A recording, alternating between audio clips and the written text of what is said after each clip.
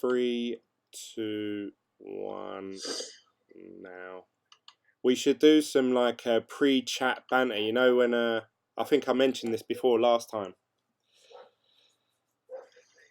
So we should be like, oh yeah, yeah, and then she got off my dick, and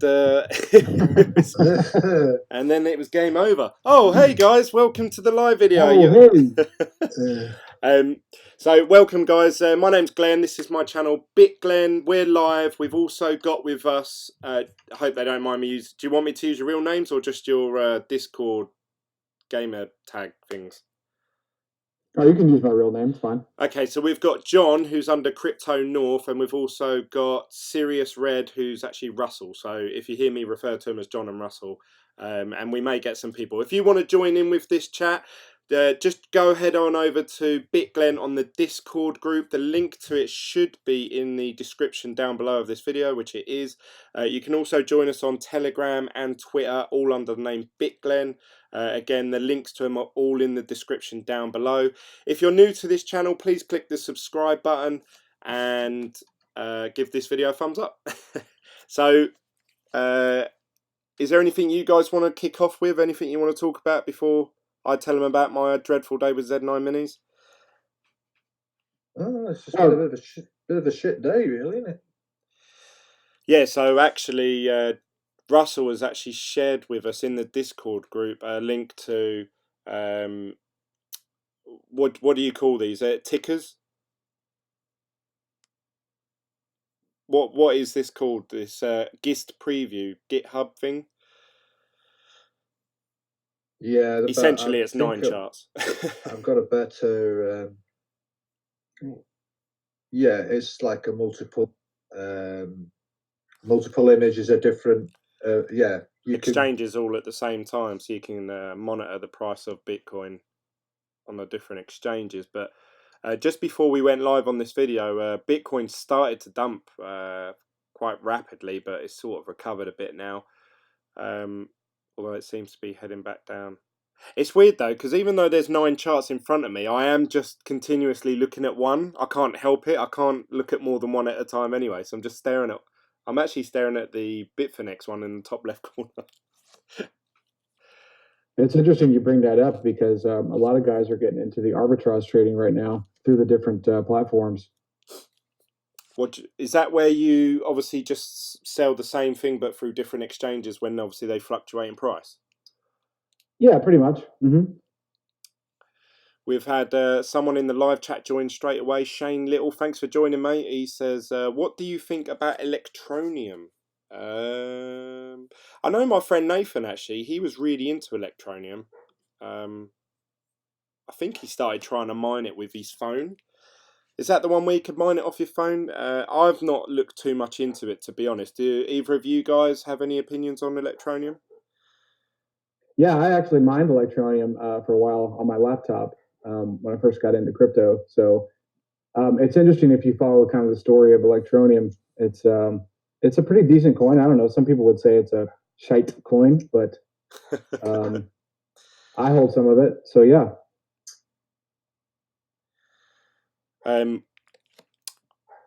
I don't know anything about it. Sorry, Shane. All I know is that they were meant to be a easy to use crypto that could be mined off any processing power device. I don't know if that was a bit of a gimmick or whether it's actually working these days, but that's interesting to hear. Shane also said, keep looking into it. 2 million users might make you rich. I'm sure that's been said about every shitcoin ever.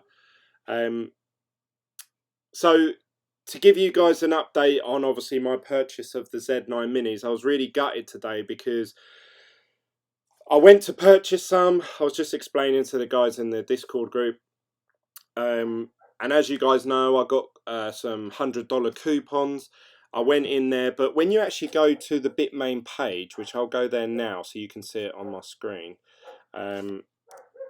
it actually automatically populates 1 power unit per order, which obviously I didn't want because I know that 1 power unit can actually power 2 machines at the same time.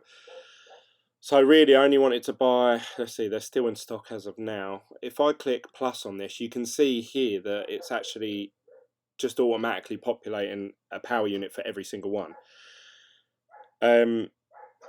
So as I was playing about with this, as I was coming in and out of it, in that time, they actually changed to out of stock, which I was like, fuck. Oh, well, hopefully they'll come back in stock later on. Now, the flip of the coin of that is that them coupons that I had today, they actually expired on the 31st. And I actually read the terms of it, and it said, like, it runs out at midnight. So I thought, oh, that's all right. As long as they're back in stock by midnight tonight, I'll be all right. Anyway, someone in the Telegram group chat, which I really appreciate, I think it was Joshua, he commented saying, Glenn, they're back in stock. So I come straight to my computer and I thought, I'll order them right now. And my coupons have actually expired because they expire 12 o'clock Hong Kong time, not in UK time. So I was absolutely gutted. You can see here, no coupons available. So now, obviously, I'm thinking, what's the incentive for me to buy today as opposed to any other day, because Bitcoin's dropping in price, as we know. You can see there it's tanked a bit, and I've lost my $100 coupon. So overall, not a very good experience. So haven't been too happy today. But I know that John was saying just before we went live, the Z9 minis are still good value for money, and obviously are quite profitable. So I suppose it is me being a bit too greedy, but it's hard when you know there's a discount out there that you're not getting.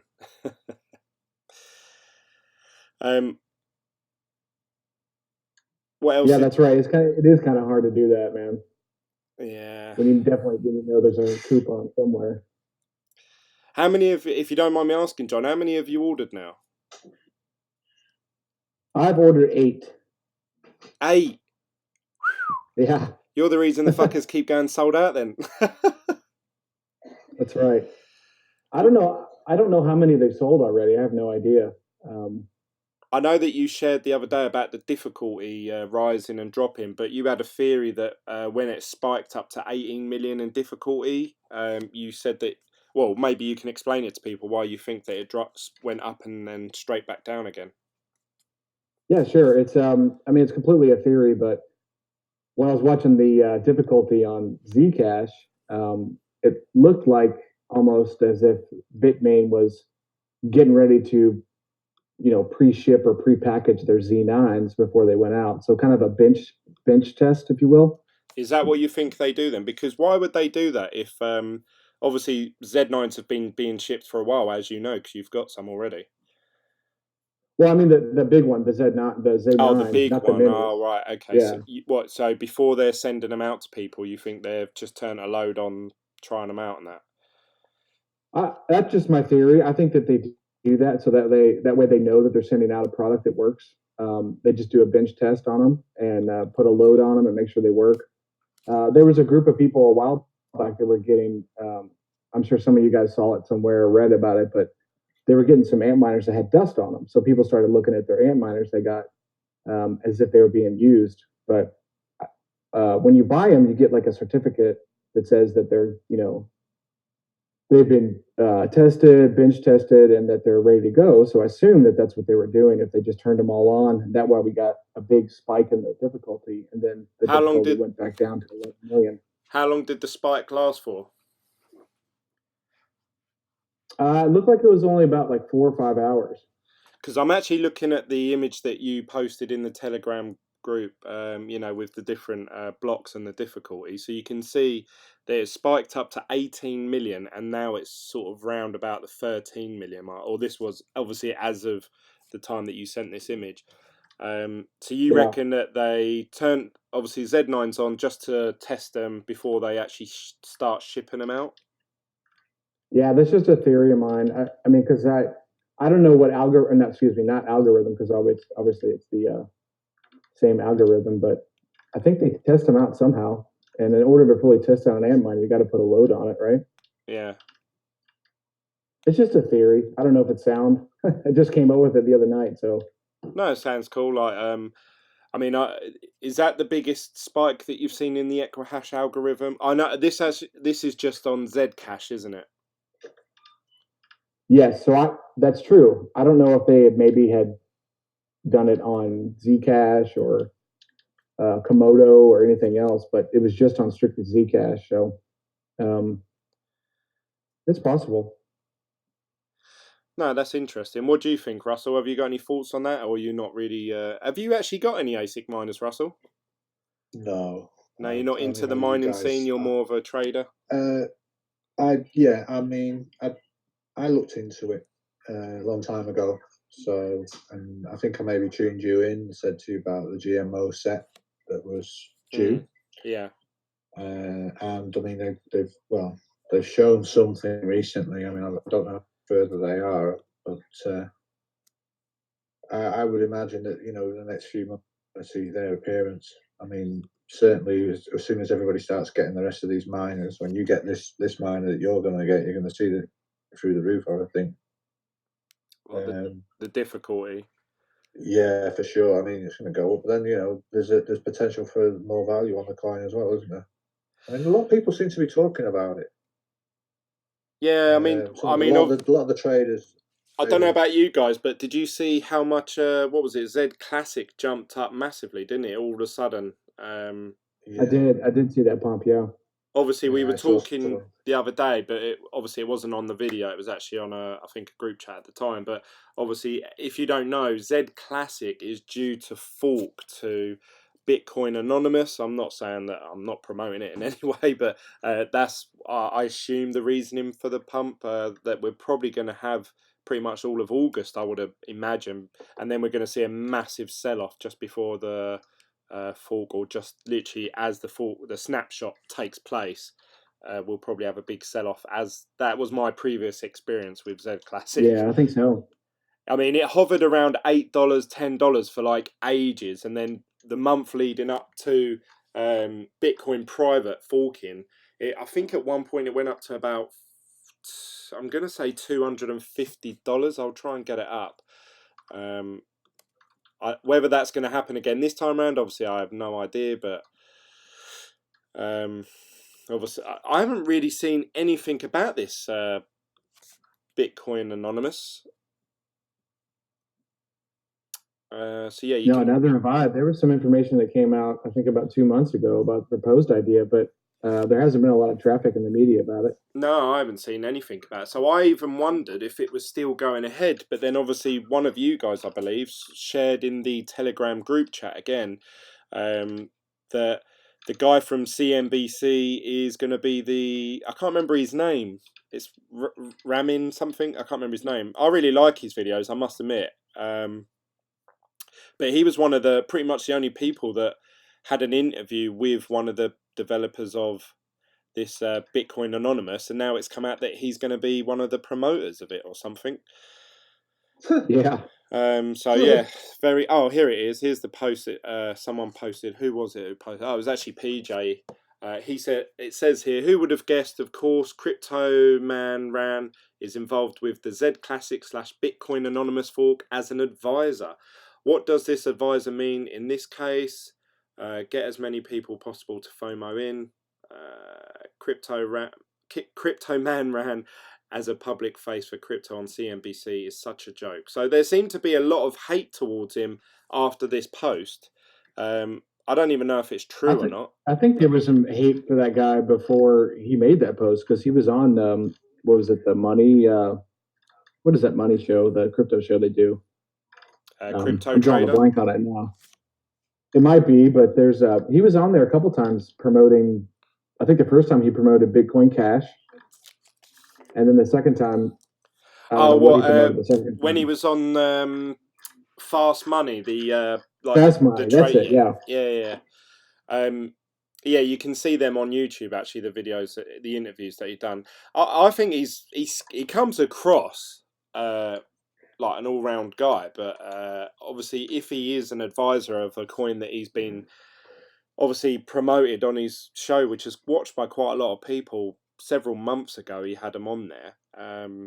That does seem like some sort of backhanded deals have been going on, I assume. So that's a bit disappointing, I suppose. But obviously, I don't know how true that is or not. That's just us speculating. But Z Classic, I've got the prices up here. You can see that it was hovering around $2 to $5, and then it just jumped up, leading up to obviously that fork to $235 at one point. And then it dropped soon as the snapshot happened, because I remember I was there. I was one of the victims. It actually dropped down to $10 for a while, and it even went to as low as $4, $3 something. But then there was this spike a little while ago. Now it's sort of saying it went up to $16. Now we're looking at 13. So seems to be working its way back up. What do you guys think?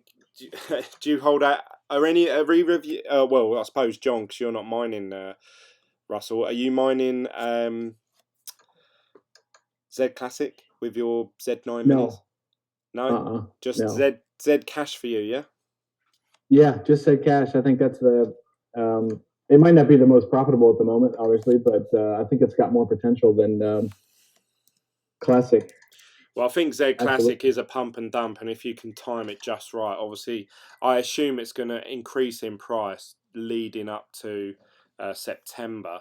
The only trouble for me is that obviously my machine won't turn up till the first week in September. So even if I was to mine it, I'd probably only have a couple of days of mining, and then obviously the Bitcoin Anonymous fork's going to happen, and then obviously then I'll lose all. Then it'll probably dump hard after that. Z Cash at the minute, it's just shy of $200. We've got Frederick. He joins in. He says yo, and I think he's joined the Discord group. So it'd be nice if you want to say hello, Fred. It's up to you. You don't have to. Cortana joins in as well. Says Genesis Mining is probably the only cloud mining service that can be trusted right now. She also says, but they don't have lifetime contracts, so I guess getting an ASIC miner would probably be a better investment, irregardless whether you manage to get a discount or not. What do you guys think about Genesis Mining? I think Genesis Mining's pretty good. In the past they've got they got a good track record. However, I'm in the US, so I can't get on there for some reason. Oh, really? What? People from US can't get on Genesis Mining? I don't know. I know I've tried a couple times to get on there to look at contracts, and I even opened up an account on there, but it wouldn't let me buy anything because I was in the US. Now, I wasn't using a VPN or anything, so it just wouldn't let me do it. If you don't mind me asking, getting a bit political, how do you feel about that? Obviously, the US stopping you from being able to buy cryptocurrency stuff. Does that annoy you, or do you think it's a good thing? I'm kind of on the fence about it, actually, because in one way it is a good thing because they're trying to make sure everything's legit to take care of their citizens and everything. But on the other side of that coin, being decentralized, it's my money. I should be able to do whatever the hell I want to do with it, right? Yeah, it is a tough one actually, because it's almost like if my kids were doing something that I thought was a scam, obviously I would do everything in my power to stop them. But then essentially, like you say, if they're like, no, Dad, I want to do this and I don't care what you think, then eventually obviously I have to say, okay, you need to make your own mistakes and you need to learn the hard way or whatever. Obviously, people don't like the thought of the government as being a father figure, I suppose. But it is a tough one. I think that it is their responsibility to sort of protect their citizens and the people that are really, really into it. Like, you already answered it. If you were really, really like, no, I want to fucking do this, obviously, like you say, there's so many ways around it anyway that you could do it anyway. Do you know what I mean? Yeah, absolutely. Yeah. Obviously, me and Russell, we're in the good old UK. They don't give a shit. They're like, lose that money. Wild West out here, isn't it? Really. Wiki wow, wiki wow. But then I don't really think that there's that many people into it here in the UK. No, I was looking at something on, I think it was Coinbase Pro, or GDAX as I know it, and they were showing you the volume, and actually the UK, the British pound one, is 318 Bitcoin in a 24-hour volume, but all the rest are like 10,000 and 2,000, 20,000. So I thought, obviously Litecoin, there's a lot.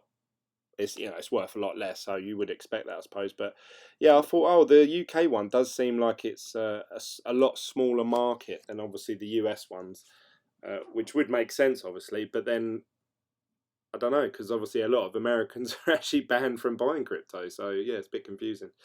River J said, "What happened to Z Classic over the weekend?" So we don't know in particular. I don't think any news came out. I don't think they're even developing for Z Classic anymore. I know a team was meant to take it over, but I think it just had a pump, people getting prepared, and I think it will have a steady run up leading up to the hard fork of Bitcoin Anonymous. But I don't know that. Yeah, I know people who sold just before this afternoon. So What, Z Classic? yeah, Yeah. just going where the money is. That's all. Show me the money. So I was looking on Bitmain's website today, and it looks like there's a couple new miners out there. There's Yeah, there was a S9J or something, weren't there? Yeah, I saw that. Yeah. Which is 14.5 terahashes. I noticed they made a couple changes because they had about 9 ASIC miners on there that you could buy, and I think about 4 of them were sold out. And then all of a sudden, like I say, when the Z9 came back in stock and I checked it again, I noticed there was only 5 or 6, but there was different ones. So maybe they've revamped what they're selling it. Let's have a little look on my screen. So down here we've got, they're in price order. The Z9 obviously the most expensive, the X3, the E3, the Z9 Mini. But yeah, the E3 went down in price too. How much was that before? I think it was like 1380 maybe. Oh, okay. We've got the S9J, which quotes 14.5 terahashes, but it also says with PSU. So for $625, I assume you get the power unit with that as well now.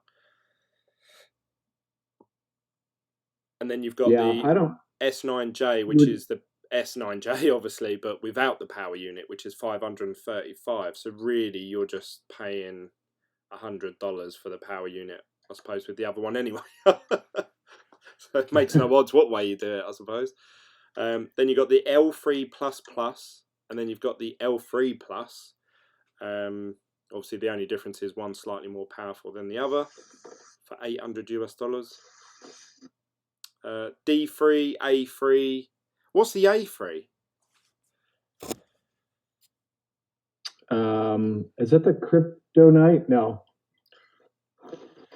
Oh, is that might be the Coin one. It says it mines Blake. Oh, okay, yeah. Yeah, I think that's like not profitable at all. Damn. So really, out of all of their machines, the only profitable ones, and I know that, John, you said that you managed to get your S9 profitable by tweaking with the how much power it draws. But as it stands, really, like at the moment, the Z9 Mini and the Z9 are pretty much their only profitable machines. Is that fair to say? Yeah, that's fair to say. So, however, I will add to that the E3 is still making, I think, $3 or $4 a day. Oh, really? Yeah, but I was watching, Voss Coin. Yeah, he posted a video reviewing it, didn't he? Yeah, and he was talking about that he had heard somewhere that there's new ones coming out that are like maybe 250, like 250. What is it, gigahash or megahash? I can't remember. Let's have a look. What does the E3 produce at the moment? 190 megahashes. Yeah, so there may be a 250 megahash coming out soon, possibly. Okay. But then I suppose it all depends on how much they're selling it for, isn't it? And how much power it draws. Yeah, because when the E3 came out originally, back in July, it was like $800 and something, and then it went up to $1,800. That's Bitmain for you. I was watching Crypto Daily actually, and he was talking about he done a video talking about how Bitmain have had the lead. Obviously, they put in millions of dollars worth of research and development into obviously these ASIC miners, so way before anyone else did. So they were well ahead of the curve. But now apparently, that the tweaks that they're making are quite minuscule compared to what they used to be. They used to release a machine that used to obviously like all of a sudden it would dominate, but now they're making these small incremental changes because it's becoming a lot harder to produce a better output. So do you think we'll see a machine come out that's like double the terahash or double the mega hash anymore, or do you think they'll just slowly release these ones that are slightly more powerful each time? What's going to happen, I think, is you've got to wait probably another 3 months, and then you'll start to see new machines coming. You know, it's on the cards. GMO certainly booting up for this. They're ready. They've got their main computer ready, and they've got the stuff. They've shown some stuff. I don't know what they're into with the factoring yet, but you're going to see something change. Yeah, GMO, I think they're quoting that they've got a ASIC machine, basically an S9, that produces 24 terahashes, which is double, obviously, or 10 terahashes more than what Bitmain's one does at the moment. But I suppose it depends on how much it's going to cost and what the power wattage is and stuff like that. Well, they forecast power consumption for, I think it was 10 terahashes watts. Let's have a little look. GMO Bitcoin miner. Yeah. Cortana says, Glenn, what website do you use to calculate mining profitability? So there's obviously Coin Wars, but I actually prefer the What to Mine. I think they're a better website. What about you guys? I know, John, obviously you're always checking prices and difficulties. Is there other websites you use? John asked me about that before. Was that, or was it Travis asked me? Travis asked me if I'd used it before. I've used it before. Yeah, I use both. I think they're both a good tool to use to get kind of a wag on some prices to kind of get you in the ballpark. You know what I mean? I know. So I'm on the GMO website and they're advertising that they have a 33 terahash machine. Automatically, I don't know. It says purchase application. You got to fill out a credit app before you buy the thing. That's going to be like 2 kilowatt, isn't it? Let's have a look. Or around there. Oh look, so Glenn, you were talking about the $2,000. It says price of July, power supply unit included and tax excluded. That's not bad. Yeah, that's not bad. I mean, that's almost 3 times an S9, but then obviously it's 4 times. Well, it's 3.5, 4 times the price. So it's actually quite in line with each other. It says you have to fill out an order form, which is, I suppose, a bit weird. Do you want to post that link in the box for me, please? Yeah, sure. But I don't know if this is their official website, so be a bit careful because it says gmominer.z.com. But it says down here that you can actually make purchases with credit cards, which is awesome because obviously Bitmain don't. I would have bought one ages ago on a credit card. That's the GMO, right? Yeah, GMO. Yeah, they've got those new chips in there, right? I think they're the 7 nanometer, man. Yeah, I don't know if it comes. I don't know if it's that one. I don't know if it's that one, but it sounds like it. There you go. I've posted it in the description of my video, or if you want, I'll post it in the Discord as well. Yeah, please. So a lot of people don't like the way that Bitmain does their marketing, but I think that's ingenious. They basically corner the market, and what they do is they like you were talking about not bringing out a model that's like super crazy every couple months, but really they did. They bought out the Z9 Mini, and that thing changed everything. You know, the chip that's in that is an FPGA chip. Yeah. And they weren't doing that before.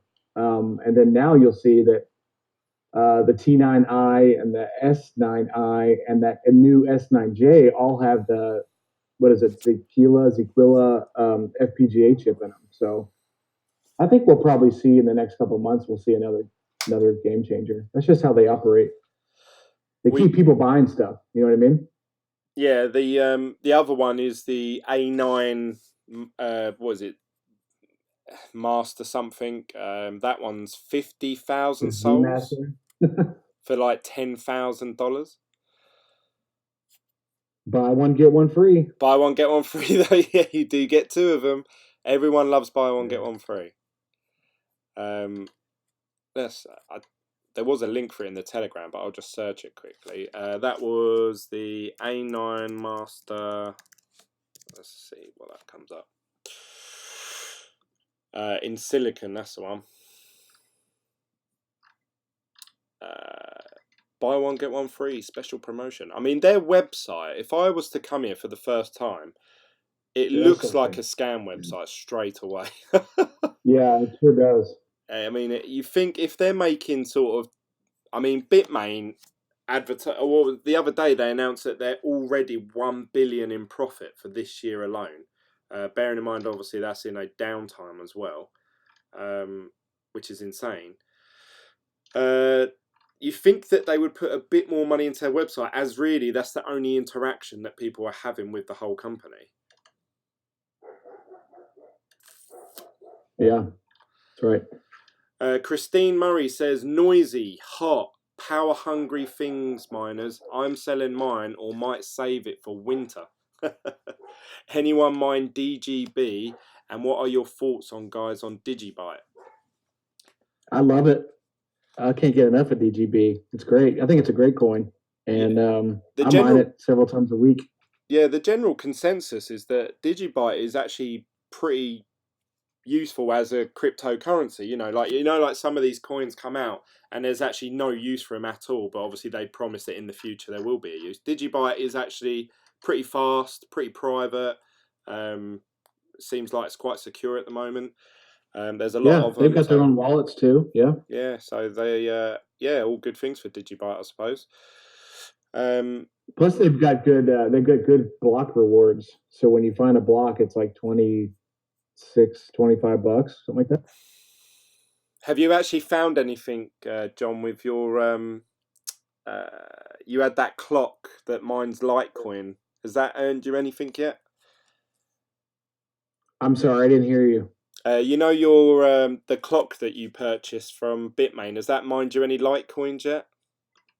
No, it hasn't. I'm not sure what's going on with that thing. It's like 11 and a half mega hash, but it's weird because you have to set it up through the Bitmain's ant pool, and it doesn't really do anything. I sent them a message and I asked them if they were going to introduce any kind of firmware so I could mine another pool, and they haven't responded yet. So I'll make sure I let you guys know. Yeah, I mean, I'm just looking at the specs on that GMO B3. Yeah. Yeah, man, it's beef, isn't it? Does it say how much power it uses? It's 4 kilowatt, boy. It's between three and it's up to 4 kilowatt, mate. All right, I imagine that's on full tilt, but it's between 24 and 33 terahash. So if you got 33 terahashes, and you're saying how many watts will it use? It will use 4 kilowatt. It's not quite down. It says between 1950 and 3.5. So you need a supply unit of 4 kilowatt. You get that? Yeah. So based on that, so it varies between 1950. That's the variable between 1950 and 3.5. It will be supply for 4 kilowatt. Based on the website what to mine, if I put in 33,000 gigahashes and a power watts of 3,500, that's saying that it would mine at minus 60 cent for the day. What am I missing here? It says that it's. Is that all, man? That would cost you $12.60 a day in electricity to run that machine. Based on it's really all about power, isn't it? Yeah, based on 15 cent per kilowatt hour, which is what I pay currently, just so people who are watching know. So yeah, that's Well, hang on a minute. You're trying to say this machine isn't profitable? Not saying that at all. I kind of got that wrong. Try it like this, right? If you really want, you could mine with it unobtainium, which is from the film Avatar, obviously. And that's minus $12.60 a day, because that would mine you absolute zero. That's awesome. Because obviously it's unattainable.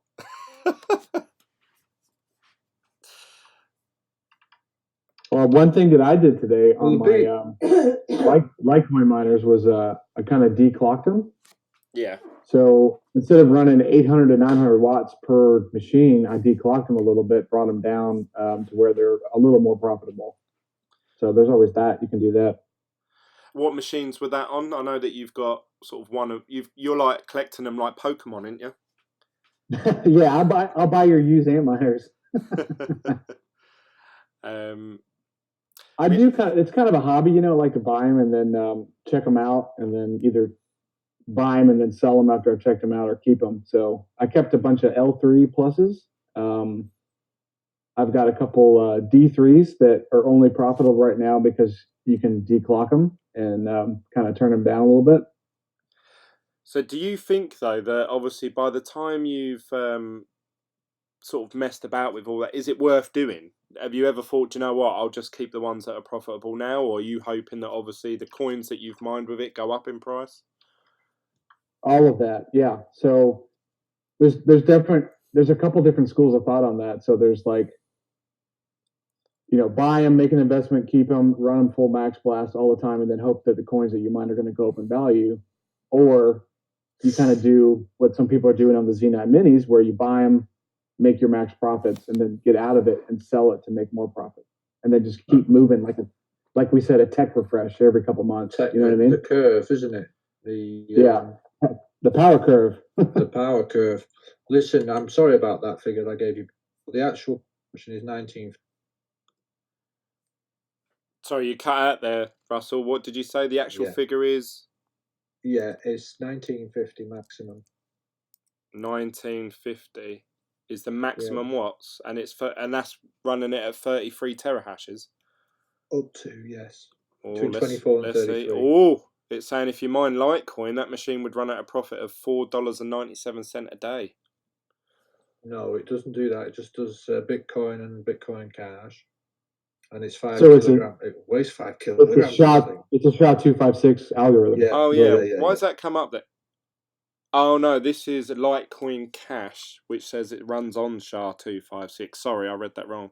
Then you've got Digibyte, Bitcoin, Universal, Bitcoin Cash. If you was just to mine Bitcoin, it actually runs at a profit of $3.91 a day. Well, it's 90 quid a month, isn't it? $90 a month, huh? Well, keep in mind, guys, is that you can also mine a bunch of shite coins and turn those into profit. You know what I mean? So you mine a bunch of unobtainium, right? Well, not unobtainium, because well, it's unattainable. Like some random coin. Someone needs to figure out how to obtain unobtainium. That idea that you had the other day was a cracker. I'd love to know more about that one. What's that? Which idea was that?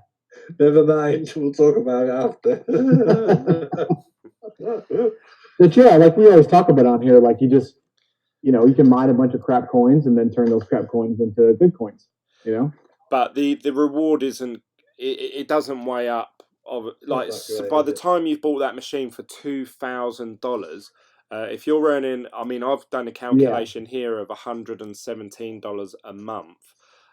Surely, if you just put $2,000 into Bitcoin, you're going to have a quarter of a Bitcoin, and that will hopefully, fingers crossed, at some point go up $100 within a month. So, absolutely. To me, it just makes no sense at all. The only reason obviously, and I'm sure everyone's the same.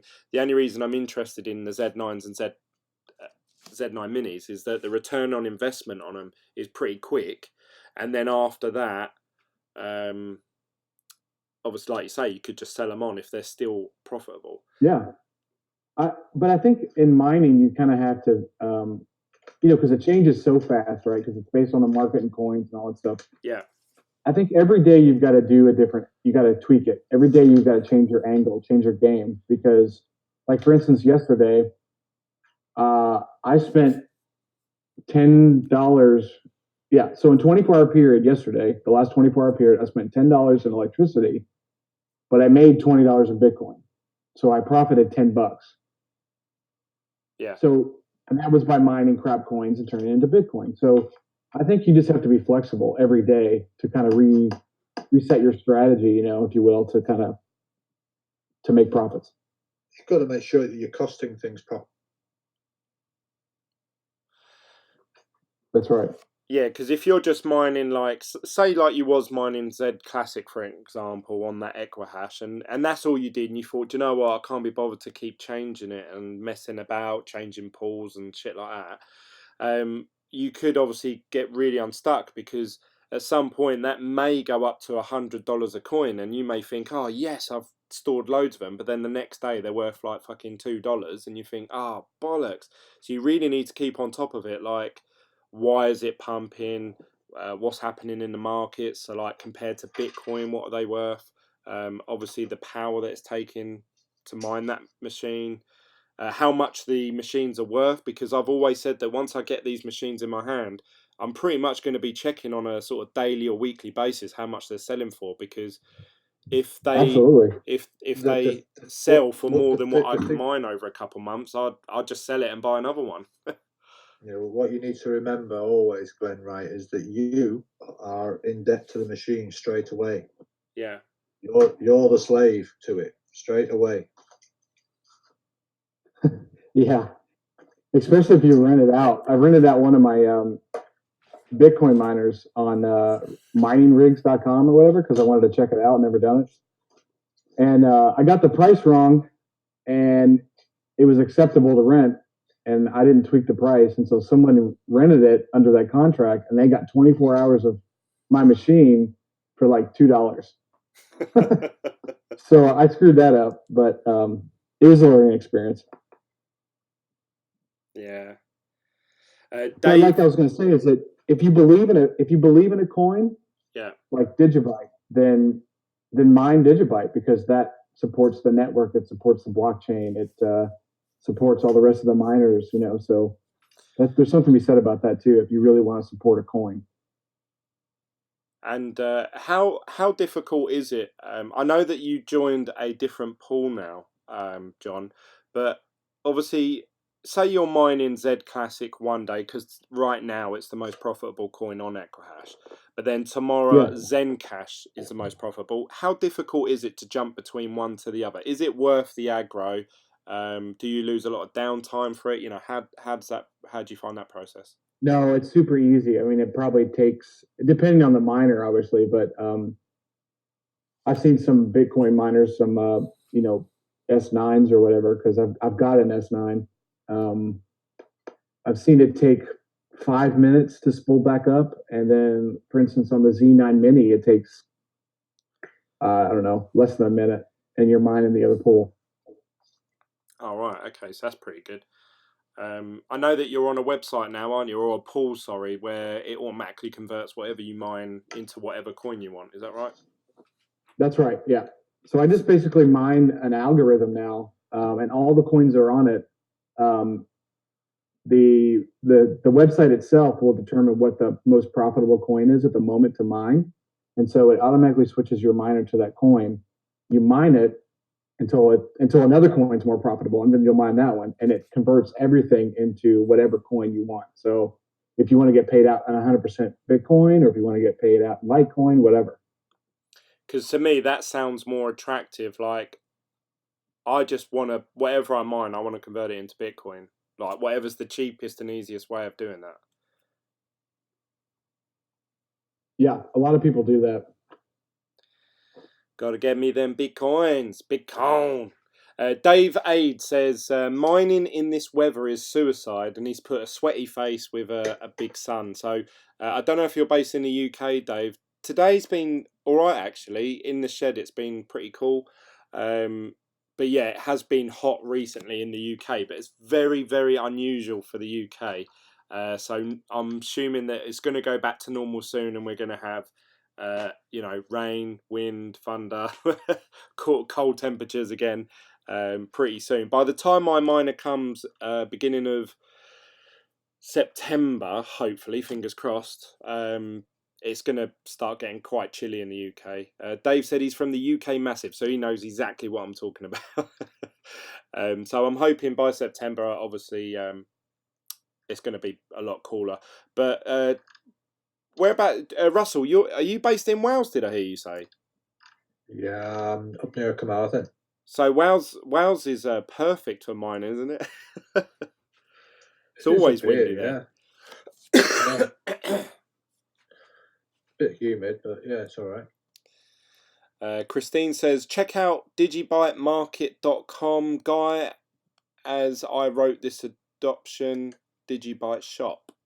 Will do, Christine. Thanks for posting. There seem to be quite a few people that are commenting in the live video that never normally comment. So I don't know if this style of content is reaching different people in my audience that wouldn't normally talk because they didn't like the content obviously I was talking about at the time. So that's quite interesting actually. We're getting different people getting involved, which is good. Bitcoin price seems to be all over the place. It's sort of dropping up and down like a yo-yo at the minute. I don't know. Yeah, what do you think is going on with it? It's ranging at the moment. Yeah, Russell's more the man to talk about that than me. Are we testing the support level again? Yep. What are your guys' predictions? Obviously, last time we had PJ in this chat, he said 9K by Tuesday. So he's only got an hour left of Tuesday in UK time anyway. I don't know about America, but I'll give him an A+ for being optimistic. But normally when he's in the group chat, he's always like Bitcoin to 25K by the end of the week and stuff like that. So he normally is quite optimistic about Bitcoin price. What about you guys in the live chat? Where do you think Bitcoin's going to go over this week and over the weekend? I'm really hoping that it goes up to 9K because obviously that means them Z9s become even cheaper for me. I need to really make my purchases of those at least by next Tuesday because that's when I get the money that I'm waiting for. But because I was looking at doing the Z9, the big one before, obviously, as you guys know, I weren't too keen on putting the 50% deposit down on it because I don't know how that works and their website seems pretty screwy. And I know, obviously, John, you've had a bit of bad experience with Bitmain website putting a deposit down on that. Yeah. So obviously now looking at buying say 4 Z9 minis as opposed to one big one, obviously I can purchase 2 or 3 of them today and then purchase the other ones maybe like next week or something. So I've had in my head like, oh, I'll make the purchase when I was looking at the big one by next week. But now obviously I can technically buy them today, but obviously as we've seen, the market's done pretty shit and I've lost my coupon, so it's like, why? Why me? This reminds me of the S9 all over again. That's one thing I've learned so far as being in the crypto space is that you got to jump. You know, when there's an opportunity, you got to jump on it right away. I mean, obviously, do your diligence and check everything out and do all your research before you do it. But opportunities come quick and then they're gone. Yeah, I remember, obviously, if anyone's been watching my channel since I started, obviously, end of last year, I really wanted to buy an S9, but I was thrown off by the fact that they only accepted Bitcoin Cash at the time, and I didn't want to convert Bitcoin into Bitcoin Cash, then send it to some Chinese company, some website. So I sort of held back, and then a few days later, when I thought, do you know what, I'll take the plunge, sod it, I'll risk it. If I want to do cryptocurrency, I need to learn to send and receive cryptocurrency from different people. And then when I went to click on it, it was sold out, and it wasn't just sold out. Like the Z9 Minis is weird. It seems to be sold out for like an hour and then it's back on again. The S9 was sold out for weeks and weeks, and I remember the only way you could get them is off Amazon and eBay for like 4 or 5 times of what their value were, which I'm hoping happens with the Z9s. That would be awesome. Right. Which I Me know too. that you, John, you've already done a bit of that, haven't you? You've already sold 2 at what, 4 times the Yeah. price, or no, double the price, wasn't it? Yeah, I bought the first batch and then tested them and then was able to offload them onto eBay. Yeah. Yeah, that's awesome. But yeah, I don't know. I will get them. I will get. It's really hard. Like when I know I'm paying over the odds for saying, it's just really hard. But like you say, in crypto, sometimes you just need to bite the bullet. Sometimes, yeah. Sometimes you do. You got to take that opportunity and just, grab it and go with it. Russell, you're a charts man. When would you say?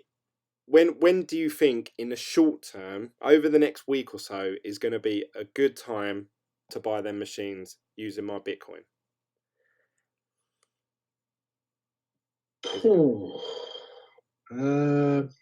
Right. Well, right now I think 75 before 85. Okay. You think 75 before 85? Yeah. Okay. All right. So I would wait until. I'd leave it until the beginning of next week because I don't think anything's going to happen this week. Ooh, that's hard. I don't think I've ever seen Bitcoin not really move over a whole week. I've seen it not move for 1-2 days at a time. But you're saying that it will go down. You reckon at the minute it's currently at, just for people watching. Yeah, 75, 80, I think. First, I think. I don't know. I mean, it could, like I said, it could go a little bit more. I don't think more than that. And as I say, I think on more GDAX, downside before upside now. On GDAX, it's 7,700, 7,710. But you reckon that's heading towards 7.5? Yeah, 76. Yeah, 70, I just want to point 75, out 80. as well, anyone watching this video either live or later on, any of the thoughts of the guys in this Discord group, their own opinions. This is not financial advice. I'm not necessarily agreeing everything that they're saying, but obviously, if take on board what they say and do your own research, that sort of thing. I just thought I'd slip that in there because I don't want people thinking, "Oh, Glenn and his team told me to do got to this." look. Look at what the time frame. You got to remember time, volume, price. Yeah. Okay. And the time you look at a chart. So over the last couple months, I've kind of turned into a Bitcoin maximalist.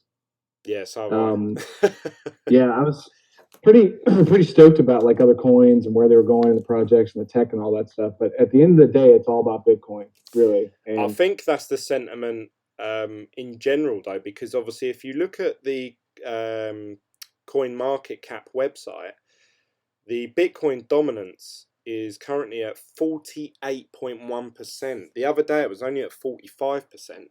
So it's steadily on the rise. And some of these coins are really tanking, like really hard. I saw someone posted, I think it was off Crypto Bobby's Twitter. He posted a picture of Cardano, someone who bought like 30 grand's worth of Cardano, and like it was showing you that it's now only worth like $4,000 worth. So I thought, God, that is such a big fucking drop. And it was like he bought it when Cardano was $1.30, and now obviously currently today it's trading at 14 cents. And that's Cardano's down 7% in the last 24 hours in US dollar terms. So yeah, some of these coins are really really struggling. Like I said earlier, if it pumps, right, what will happen is that it will get a surge with some of the alts, and then all of a sudden it'll just get hung. It will come down again. It's going to happen. It's going to happen. Yeah, I mean, we can see here actually on my screen, the top 10 seem to be trading better. This is against Bitcoin, not US dollar. They're trading actually better against Bitcoin at the moment. So it does seem like some of the alts are performing slightly better today, that is, than Bitcoin. Yeah, I checked earlier against Bitcoin, and Verge was even doing better. Verge? People got to get those Pornhub subscriptions in, didn't they? Yeah, times are tough, man. Let's have Gotta a get that prawn game going. Yeah, Verge is up 11% against Bitcoin. What do you guys Times are think? tough. What do you got? It's actually the best performing coin against Bitcoin in the top 100, and then you got Binance coin is up 10% as well. What do you guys? What are your thoughts on Verge? I don't really have any thoughts. No, no opinions. I don't really have any thoughts on it. No, neither do I, really. I don't particularly like Verge. I don't know why. It's just I just don't like the way they've gone about things. You think it's a dirty coin? It's real dirty. Yeah, I don't know. I actually held Verge for a little while. I remember I was actually messing about on Binance, and I've never used an exchange in my life. And I thought, how does this work? And I literally just looked at a coin that was green at that time, and I thought, oh yeah, I'll buy some of that. And it was only it was about $30 worth. Obviously, let's go back and watch my old videos if you really want to. But yeah, I remember I bought about 300 coins, I think it was. And I was really like, wow, 300 coins, that's awesome. Because obviously before that moment, I'd been dealing with Bitcoin and I was used to like 0.0000 something of a Bitcoin. Right. Then I had 300 whole Verge coins for $30. I was like, what? Sick. But yeah, now I wouldn't touch it. I don't want to get them STDs. I think if you're looking for profit, yeah, I don't think there's anything wrong with like mining it and then selling it at the end of the day. Yeah. Yeah, I mean, in terms of mining, I'm all about, whatever's the most profitable because when it comes to buying and holding onto coins, I think there's an argument to be had like you shouldn't hold on to that because this, and this. But when you're just mining on a daily basis, like I was talking to, I can't remember who it was, but I was talking to someone and they were saying about, oh yeah, I like mining, oh, I wouldn't mine that coin. And I was like, why not? Because surely if you're cashing out on a daily basis or even on an hourly basis, you would just mine whatever and convert it into Bitcoin straight away, whatever's the most profitable that day, because that's going to accumulate you more Bitcoin than mining Bitcoin itself. That's right. I think I remember that conversation. I think it might have been in one of the live chats, and we were talking about like Z Classic or Z Cash. Yeah. And I think the consensus was like, okay, well, I'm just going to mine Zcash, even though it's not the most profitable coin at the time, because I think they believed in the product and like that also that when it goes on Coinbase, that it was just going to explode. I think that's what they were talking about. Yeah, that is true, actually. Yeah, so obviously Zcash potentially is going to be going on to Coinbase. Now, obviously, I personally think that if Zcash does go on Coinbase, I think there'll be a massive slump in price. I think over time it'll creep back up again and it'll be one of the better performing coins because all the ones on Coinbase are, quite steadily performing tokens or coins. Mm-hmm. But I think there's going to be a big sell-off the day that it joins. As soon as it hits that exchange, there'll be a sell-off. Yeah. Because I don't think that there's a massive amount of people that wake up and check their Coinbase account immediately and go, Zcash is on there now, I better buy some. I just don't see that happening really. Right. So it's literally just obviously you're selling the news and rumors and that. But some people think the opposite. They think, oh yeah, it's gonna whatever coins get added to Coinbase get a massive pump. But I've never witnessed that. The only thing I can go by is Bitcoin Cash, and the only reason it pumped was because their own staff were buying it. Soon as the news came out that it was on there, it tanked. It tanked really hard. Yeah. So a lot of people got fucked over there. I think Bitcoin Cash was like £4,000 at say, or $4,000 at one point. I don't know, maybe. and now it's like what's it now? $700. What about that guy that got off with that money yesterday? What's that? Yes, on the Skycoin thing. Is this another hack that happened? Well, I think there's two events, right? I don't know if they're connected. One guy ran off with 35, and then there's another one where there was a $12 million hack. A lot of these hacks, I'm starting to get a bit like hacked off with it, really. Hey. No, Hey, I'd love to be in on one of them. I'd love to be in on one of them. Yeah. The right one, no. Do you know what I mean? If only I knew a hacker. Okay, I'd love to be in the ringside seat for that. A lot of them, one of them, I can't remember what one it was, but one of the exchanges potentially got hacked for the exact same amount that they had to pay back tax that they owed or something like that. And I thought, and then obviously I'm not saying he did or not, I don't want to get into that discussion, but Ian Bellina obviously got hacked literally like the day before his tax bill was due or something like that. And it's just getting a bit like, I don't even care anymore. Like, obviously at some point I'm just assuming that I will be hacked because obviously I'm an idiot and I leak too much information on my YouTube channel. But when that happens, obviously I have to face the consequences of it. But you know, these big news stories about exchanges getting hacked, I just don't know whether to believe half of them or not. Yeah, I don't know. I can't believe it. It's just crazy to think like somebody got hacked for like, you know, $30 million in 10 minutes or something. It's just insane. Yeah, I know. Imagine doing I mean, that would be one of the largest bank robberies in the world if it was to happen. But like, obviously, everyone in the press would be talking about it. But obviously, it happens in crypto. No one gives a fuck. Yeah, why not? I mean, there's hundreds of $1 billion just rolling around anyway. Why not? A stray for time, he agrees with me. He said, I think the hacks are a way to avoid taxes. Yeah, and that's what it seems like it's happening. And because there's no, I don't know. I mean, I don't know how to orchestrate that. But imagine if, say, my channel became really big and obviously I accumulated so much Bitcoin. And then the day before my tax is due, I could just, I don't know, like send the money out to someone else and then just go, oh no, I've been hacked. And then they just, obviously, they convert it into pounds for me. I'll give them 10 or 20% cut. And then obviously walk off with the money, you know, like. It's too easily done, is what I'm trying to say.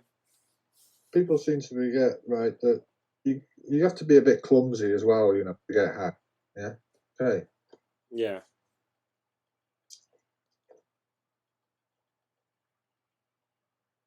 Hello? Yeah, still here. Oh, sorry, mate. Yeah, you were saying you have to be quite clumsy to get hacked, and especially for a big exchange. I mean, you're clicking on links and stuff. For example, in the Discord. I mean, I hope, you know, if anybody does join us, they're not going to post anything malicious in there. You know. Yeah. Otherwise, trust issues are very important. You know, in all communities. You know, and I think that, as I say, all these hackers are a lot of negativity to this. I mean, we're all susceptible to these kind of things, and we can all do these things innocently. You know, introduce these things innocently, no matter how careful we think we are. There's always something out there. Yeah, I was telling somebody the other day about my dad that he just got into crypto a few months ago, and he's super excited about it. And I gave him some Litecoin to kind of play with, you know, spend or whatever, or reinvest kind of thing. And he turned it into Ethereum.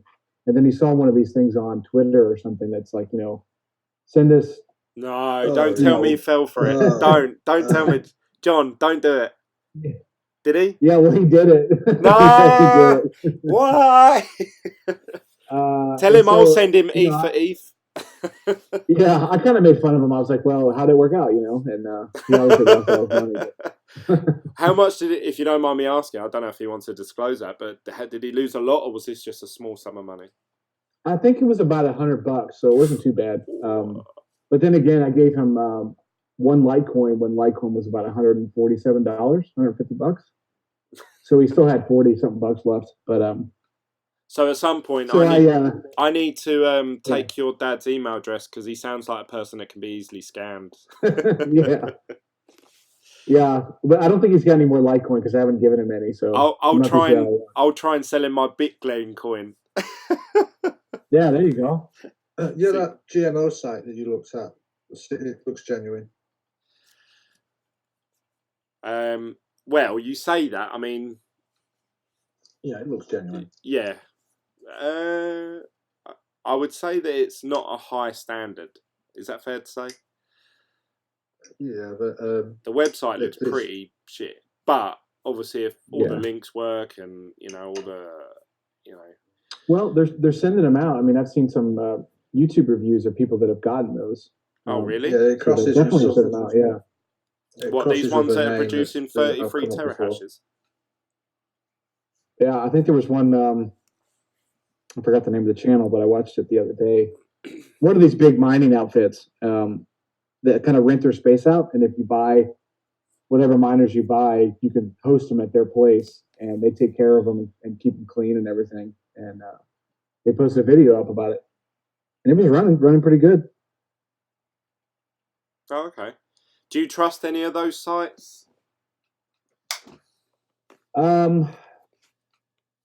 Yes and no. I've looked at a couple of them, and I think out of the three or four that I've looked at, I only trust like maybe one or two. I just don't to actually host it. I don't trust any of them anymore. I'm all about mining myself now. That's Yeah, I agree. Be in charge of your own future. Like, can you imagine? Well, I suppose I'm sure it happens somehow, but can you imagine paying someone to mine gold for you? Do you know what I mean? Like, and then expect you to get all the profits, and it just wouldn't it wouldn't happen.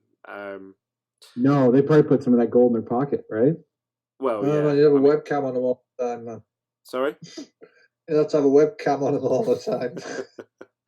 Well, I suppose it does happen in the world. That's probably called slave labor, but it's I just, these hosting places, I just don't get, like, when we're looking at these machines, even this brand new, really powerful, high energy efficient machine, still only producing, say, $3 a day. And then obviously they've got to take their cut out of it for hosting it and, like you say, doing whatever shit they do with it. Like, how's it supposed to be profitable? I just don't get it. Like, I just don't trust it. I don't trust, especially after obviously Envian and Hashflare and everything like that. I mean, I don't know. It's my thoughts, but it might be me being negative. I've become a Bitcoin maximalist and a Glen maximalist as well. Cortana says, if it makes that guy who bought 30,000 worth of Cardano feel any better, Mark Zuckerberg loses nearly 22 billion in a day. Yeah. Zuckerberg, said Dave. Astray from Time says, I think the hacks are a way to avoid taxes. Imagine being the hacker pulling off watching that come through, like the way you must feel. Yeah, just gaining $30 million worth of a privacy coin as well, non-traceable coin, would be fucking awesome, I suppose. Dave said, anyone bought any Pied Piper coin yet? No, I haven't. I've never even heard of it, to be honest. Crypto Parody says, what up at Bitglen? Thanks for joining, mate. Don't forget to smash up the likes, guys, and click subscribe if you're new. Astray from Time says, just hack yourself. And B says, word. Yeah, I think I'm going to maybe potentially have a hack happen to me around about April time next year. There you go. I wonder, how does it work actually? I obviously it's hard to say this, being like cross borders, obviously America and UK. But when you mine a coin, when does it become a taxable event? Is it once you gain that coin, or is it once you've exchanged it? I wonder how that works. I think it's when you turn it. Yeah, so when you exchange it for fiat, I think that's when it becomes taxable. And this is another question. Russell might know the answer to this. Say if I'm just exchanging, you know, on GDAX you can just convert obviously Bitcoin to pounds, and then you can obviously, and then I wait for it to dip, and then I buy back in again. Is that like two taxable events that's just happened? Do I have to make a record of everything that I've done that? Because I've done thousands of them, and Oh right. that you just Yeah, see well, what I we mean. are. Even though it's only a small transaction, I thought, oh, is that a taxable event? Because I have, in theory, converted it into pounds, even though it hasn't left that site or that exchange. It's just stayed there. I wonder if that is a taxable event. I believe it's when you leave the exchange, but when you're on the exchange, any movement in or out is a taxable event. Oh, really? In or on the exchange and off the exchange. What? So if I was to put £100 worth of, well, just £100 into Coinbase and exchange that for Bitcoin, that's a taxable event at that point. I don't think so. No, at that point, because that's through their broker, isn't it? I mean, you're paying like a fee as well, right? Yeah, yeah. You normally have quite high fees with Yeah, Coinbase. that comes in with your credit card fee or what. Yeah. Pay the fee once you're in. That's it. You pay all your taxes way in, but it's from what you do after that counts.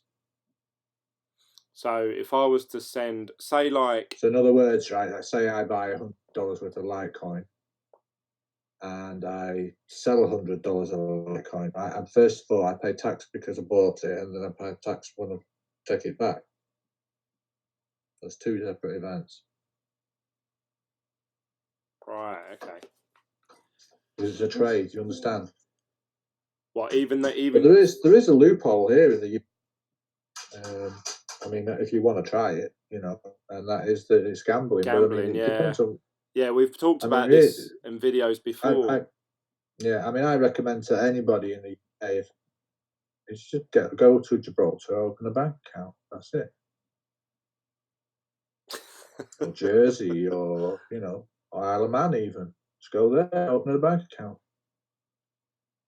How easy is that to do?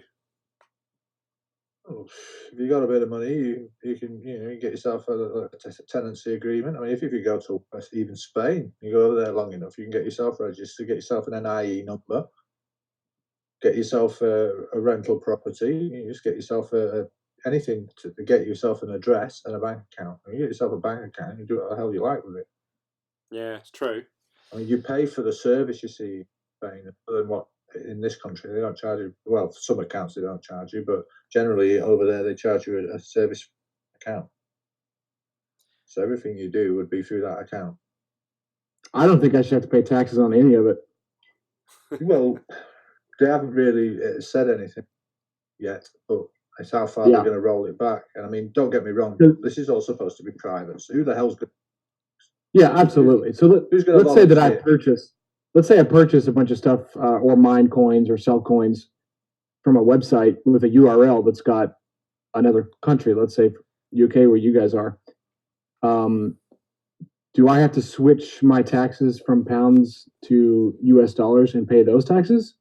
It's kind of silly, right? It's like, because people are trading on these different exchanges that are all over the world, China, Japan, whatever.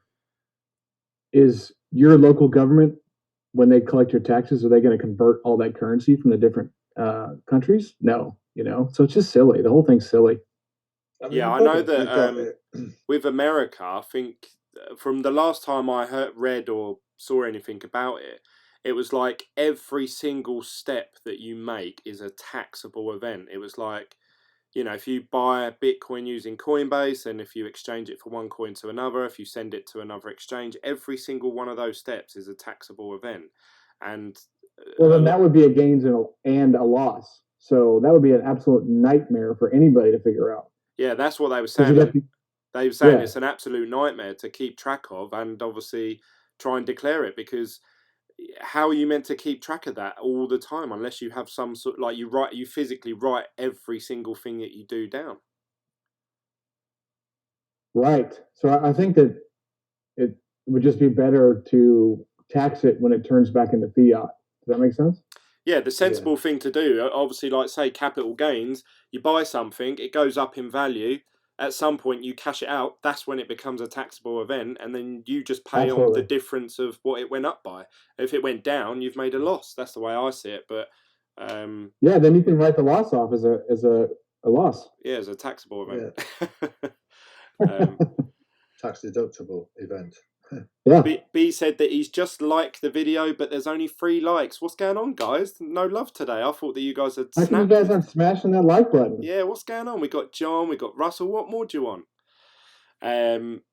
Stray from Time says, that's why if Bitcoin mainstream adoption people will trade paper wallet off-chain to avoid taxes. Ooh, he's got a good point. The thing is with cryptocurrency, it is quite easy to hide what you're doing, isn't it? And obviously, unless you give all your personal details to an exchange every time you make obviously they keep track of it and then they pass it on to your tax office, then it'd be harder to get away with. But then, like you say, you would just use a Chinese office exchange or something like that. It's very difficult. And obviously with these decentralized exchanges sort of over time getting better and better, how are they going to monitor that? Because that is like, there's no one keeping an eye on anyone. You know, that is just me converting whatever coin I want with someone else anonymously. You know, and all I need to do is set up a fucking Monero wallet or something. Do you know what I mean? Yeah. It's gonna. Yeah. So what if the U.S. government decides that they want to tax me for all of my cryptocurrency exchanges? Well, then what if I just turn everything into the Chinese, yuan, or what's it called? The yuan. The yuan. Thank you. So what if I just turn everything into the yuan, all my income into the yuan? They're not going to want to tax that. They will. They'll find a way.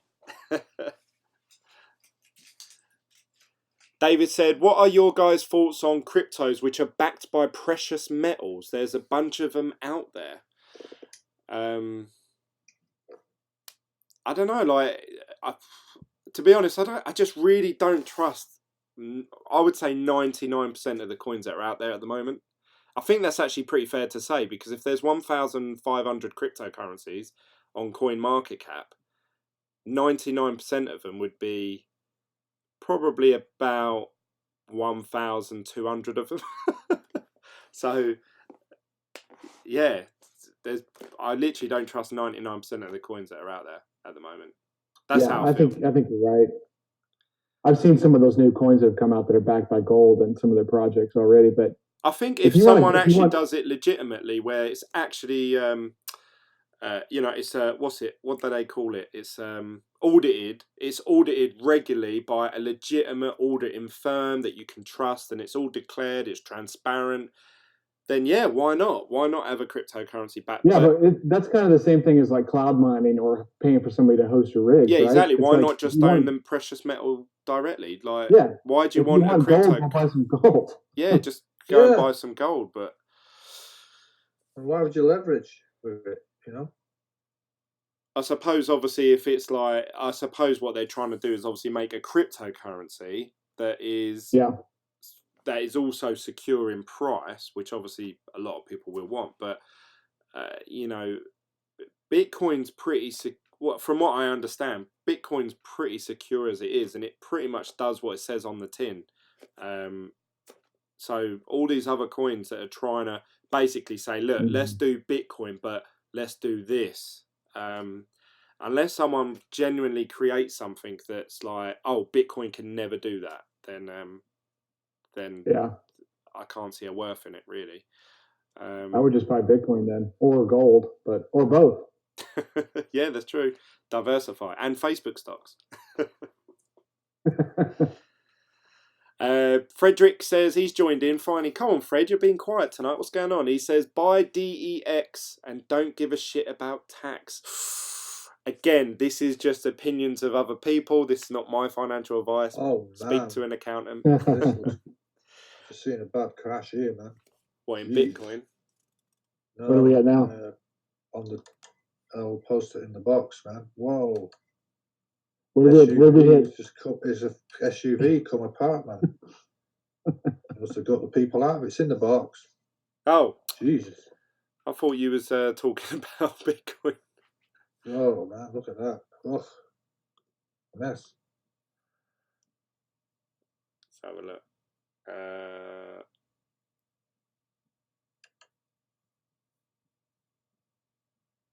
What is it? It's a live video. Yeah, man. Oh well. Let's hope them people are safe. I don't want to stream it just in case something bad happens to someone. Cortana says, I don't think I should pay any taxes after hearing about Steve. Is that Munchkin spending nearly 1 million in taxpayers' money for his own benefit? Why should I contribute any more? Oh, that's getting into a whole nother topic altogether. Yeah. People don't like paying taxes. Yeah, a lot of people don't like paying taxes.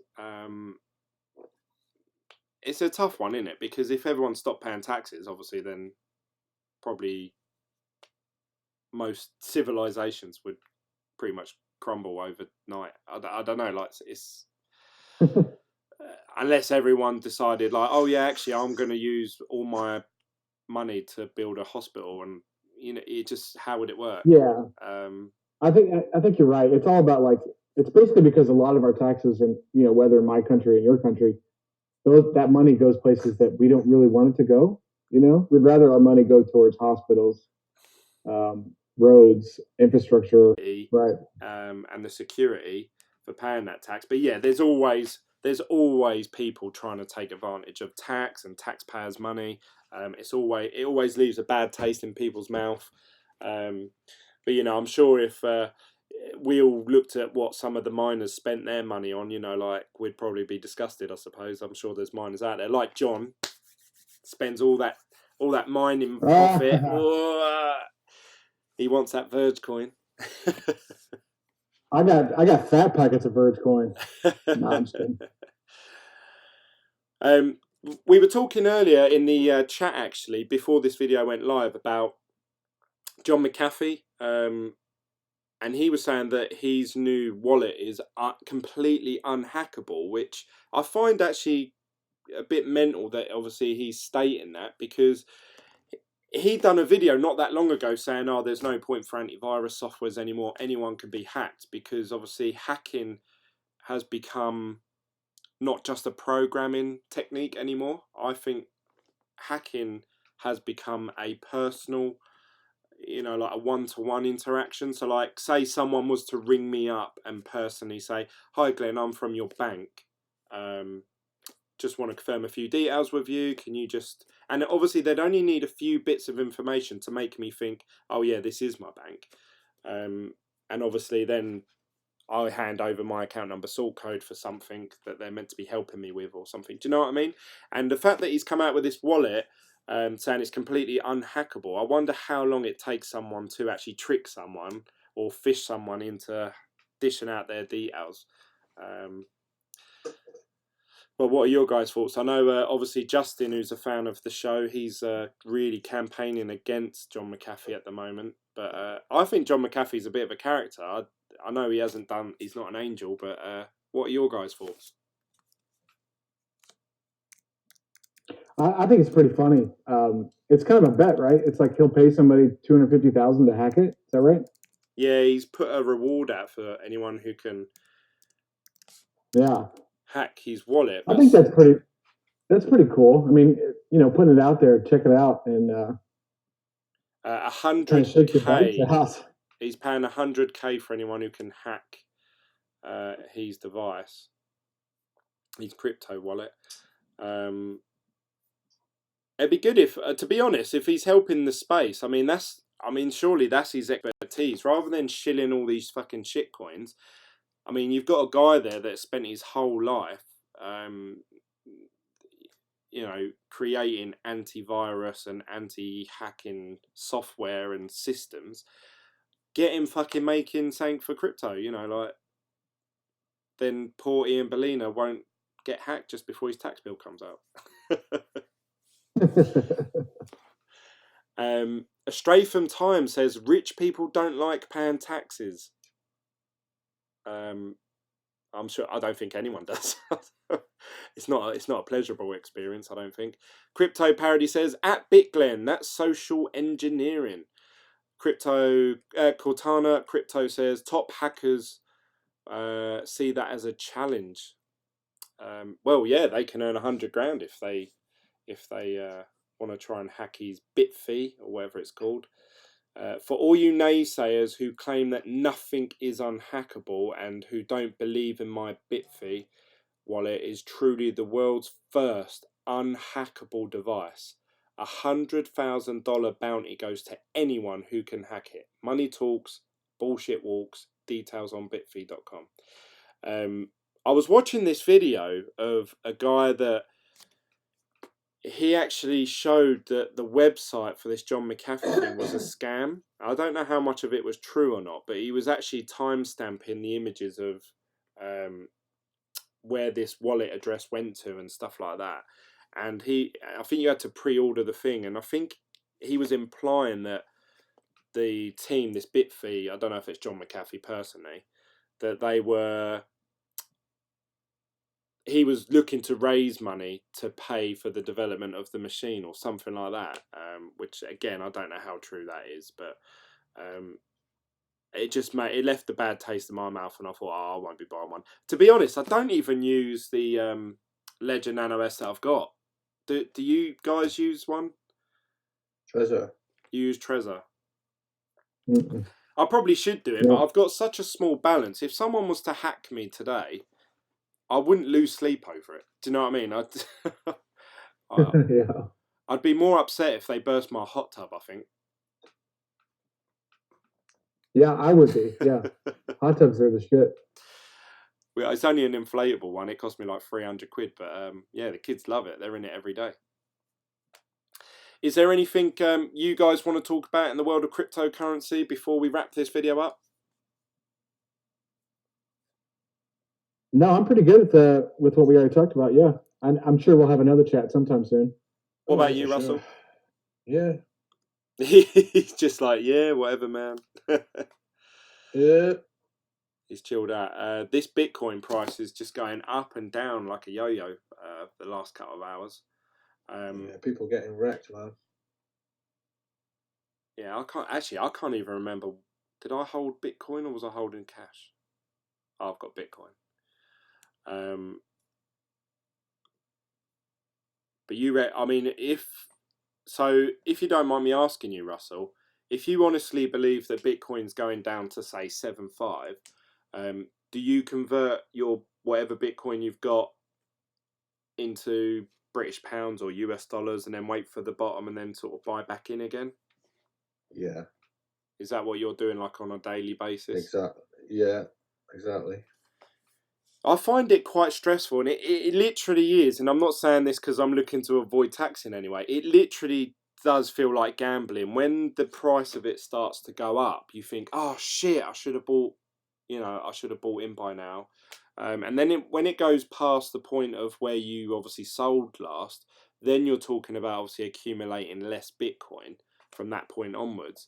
And then you've got two options at that point. Do I wait for it to come back down so that I'm making a profitable trade, or do I buy in now? Because obviously we're all expecting Bitcoin to just at some point start going up. And if you're sitting there going, oh, it's all right, I'll go back down to 6K, and it hits 9K, 10K, 11K, 12K, you're going to be like, fuck, yeah. I've been sitting here like with this much money. But that's where it becomes really difficult. As soon as you start seeing a lot of green, you think, oh shit, I should buy back in. But that's the worst time to buy. And vice versa, when you see it all red, you think, oh yeah, I need to sell. But obviously, again, that's the worst time to sell. Yeah, I mean, I've had, there's been opportunities there to step in, but you know, like I thought, oh shit, you know, and then I'm glad I didn't. You know what I mean? Yeah. So, and that is the gambling side of it, isn't it? You know, I spent a lot of time looking at red and blacks, or even just odds and evens and, you know, shit like that on a roulette table. And you look at it and you think, oh, there's been 10 blacks in a row. I better put some money on red. because it's due to come out, and then another 3 blacks come out in a row, and then you start getting into panic mode because you start doubling up on your bet to make up for you bet more, and then you're chasing it, and then I've been to That's the worst thing you could do is chase it. Yeah, it takes Travis a big. taught me something about that the other day, about chasing things, and I took his advice. What was that? Do you want to share that with us, or? I was just, like you say, we're talking about gambling here, aren't we? So Yeah, it takes a big man to actually walk away and say, no, I made a loss on that. I'll leave it there. You start to panic and you think, oh shit, I need to buy back in. And I was telling you, Russell, before that I actually went to the toilet at like probably 2 in the morning the other night. I drink a lot of juice before I go to bed, so I end up going to the toilet in the middle of the night. But I checked my phone and I was like on the toilet, and Bitcoin dropped in price, and I thought yes, because I was holding British pounds at the time through GDAX, and I thought, oh yeah, I should buy in now. And then I thought, oh no, do you know what? If I do that, then I'll probably be laying in bed thinking, oh, I wonder if it's continuing going down, or is it going up again? But so I thought, no, I'll leave it. I woke up the next morning and I checked it at like say 7:30, 8 in the morning, and the price had shot right back up again. And I thought, oh fuck, I should have done it at 2 in the morning. And that's when you start, your hands start getting sweaty and you start overthinking things. And you're just looking at these graphs all day long, and then you think, oh, actually, I've lost £40 today doing that. And it really does take me back to the gambling days, which I used to gamble a lot, so I've had experience in that field. There's certain times when there's more activity than no activity, and you'll find that after the daily close, or up until and just after the daily close, there's usually some activity there, and then from like say 1 a.m. GMT to 4, there can be some movement or no movement at all. Do you know what I mean? And then the first thing in the morning when there's usually something there as well. Yeah, so you can what you're talking about is obviously the markets for different countries, waking up as the sun moves across the planet or whatever. People are waking up and they're getting into the market. So you can actually watch that all day long if you were to stay up and see how Bitcoin goes to another market. So that's kind of interesting. Well, you see how things are behaving. You see how it's laid out, your behavior. Yeah. So the next market to wake up and get into cryptos is, Asia right now, right? Yeah. Yeah, those bloody Asians, they took my coupons because it was midnight over there. How dare they have a midnight? Why couldn't they stay awake for me to buy my Z9 minis? God damn you, Asia. Move your country around so you can get more sun. Why couldn't they just go off of GMT instead of like GMT +8 or whatever they did? Well, it was in the terms and conditions before, so that's completely my fault for. And you guys even gave me a warning, I think, in the Telegram. You said, "Yeah, we told you. Yeah, so it's completely my fault. I hold my hands up. Obviously, I had a bit of banter there. Obviously, I don't want Asia to move their continent at all. So we've got a couple more comments here. Astray from Time says, I miss buying opportunities all the time. You just can't sweat him and wait for the next one. That's what I do. Yeah, that's what I'm saying. It takes a lot for someone to go, do you know what? I'm just going to leave it now and I'm going to wait until, I'll see the next one.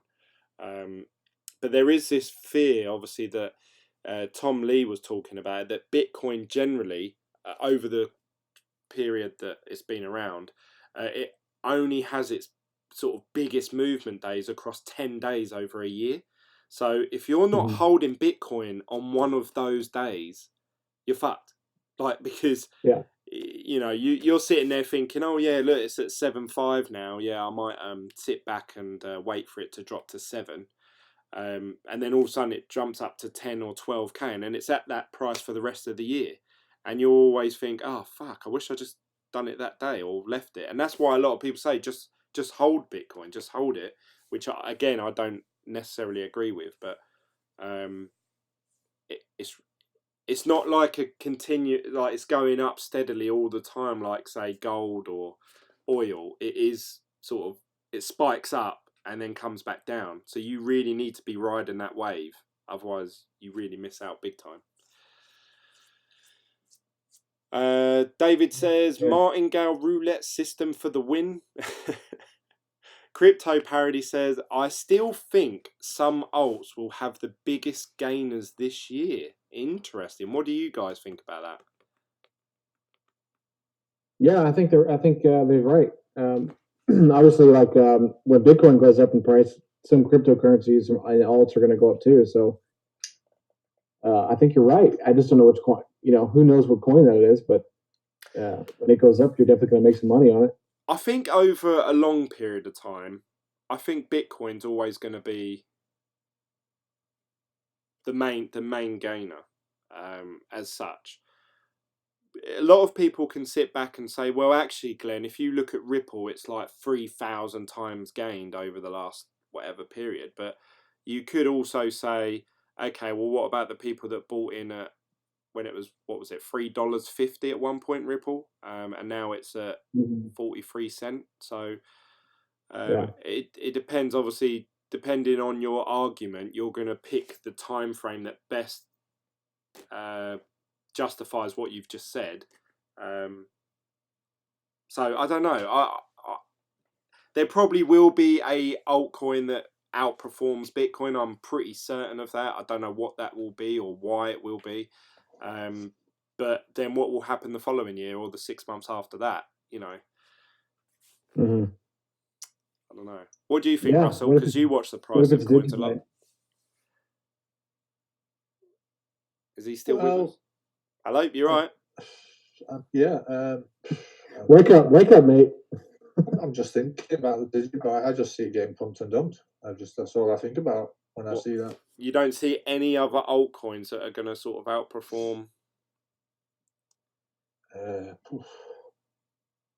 It's difficult, really, at the moment, isn't it? As I said, we're having this now, and we thought we were breaking out of it. Yeah. I tell you one that this is, again, I've got nothing to back this up, but I don't know why. I've just got a feeling that the coin that's going to perform really, really well over the next sort of 12 months or so is Litecoin. I love Litecoin, man. Everyone likes Litecoin. I've never heard anyone say, oh, fucking hate Litecoin is shit. Everyone likes Litecoin. And even my friend, Dan, who's not into crypto at all, but obviously he's going halves with me on these machines, he said, oh, shouldn't I send you Litecoin? Ain't it cheaper? And I was like, for him to say that, he must have read or seen something somewhere to say, obviously, that because I've never told him anything about that. And that says to me that somewhere mainstream people are learning that Litecoin is the cheaper alternative to Bitcoin, and it pretty much does exactly the same thing. And obviously there's lots of news about obviously Charlie Lee really pushing it with getting involved with banks, and he's really pushing like merchant adoption and token pay and BitPay and all those sort of services. I just think at some point Litecoin's just gonna skyrocket along with Bitcoin, and we're gonna sit back and say, oh, can you remember when Litecoin was only $79? Like it's mental to me that Bitcoin Cash is worth more than Litecoin. It just, why? No one uses it. I agree. No one uses it. I don't hear anyone say, I use Bitcoin Cash. But Litecoin is awesome. So I just don't get it. I really don't get it. Obviously, Charlie Lee was talking about, obviously, he called it the flipping in or flapping in or whatever it was. And I can understand why it wouldn't go past, say, Ethereum, because Ethereum is completely separate. It's trying to do something completely different to what Litecoin and Bitcoin are doing. But it should. My personal feeling is that it should be worth more than Bitcoin Cash. Yeah, agreed. Yeah, I think of Ethereum as this is my personal opinion, but I think of Ethereum as like a utility token to obviously to do things on, right? To do other projects on. Yeah. But then as far as currency goes, Bitcoin for holding wealth, large amounts of wealth, and then Litecoin for spending. That's the way I see it. Yeah. Yeah, because obviously you can buy gold and jewelry and hold. You wouldn't go into a shop and say, you know, oh, can I buy my milk with this bit of gold? They'd probably say no, fuck off, mate. Yeah. But you would use like little coins, obviously. So yeah, Litecoin to make small, quick transactions. And I know obviously Litecoin, there's other coins out there that, you know, way outperform Litecoin in terms of speed, privacy, transaction fees and stuff like that. But for every good thing that people have to say about Bitcoin also applies to Litecoin, because it's such a close like fork, you know, that happened. What if you were to think about like Bitcoin as like your huge savings account or your mutual funds or 401ks or whatever, and then your Litecoin as your bills, like your, you know, $50 bills, $100 bills, that sort of thing, and then your Digibyte as your coins, like, you know, 5-10% pieces, that sort of thing. There's your whole currency system right there. Yeah, that could happen. All I ever see with that Digibyte is just pumped and dumped, man. That's it. Russell's just like, it's That's all I see. everything's a pump and dump. Forget it. Get to the chopper.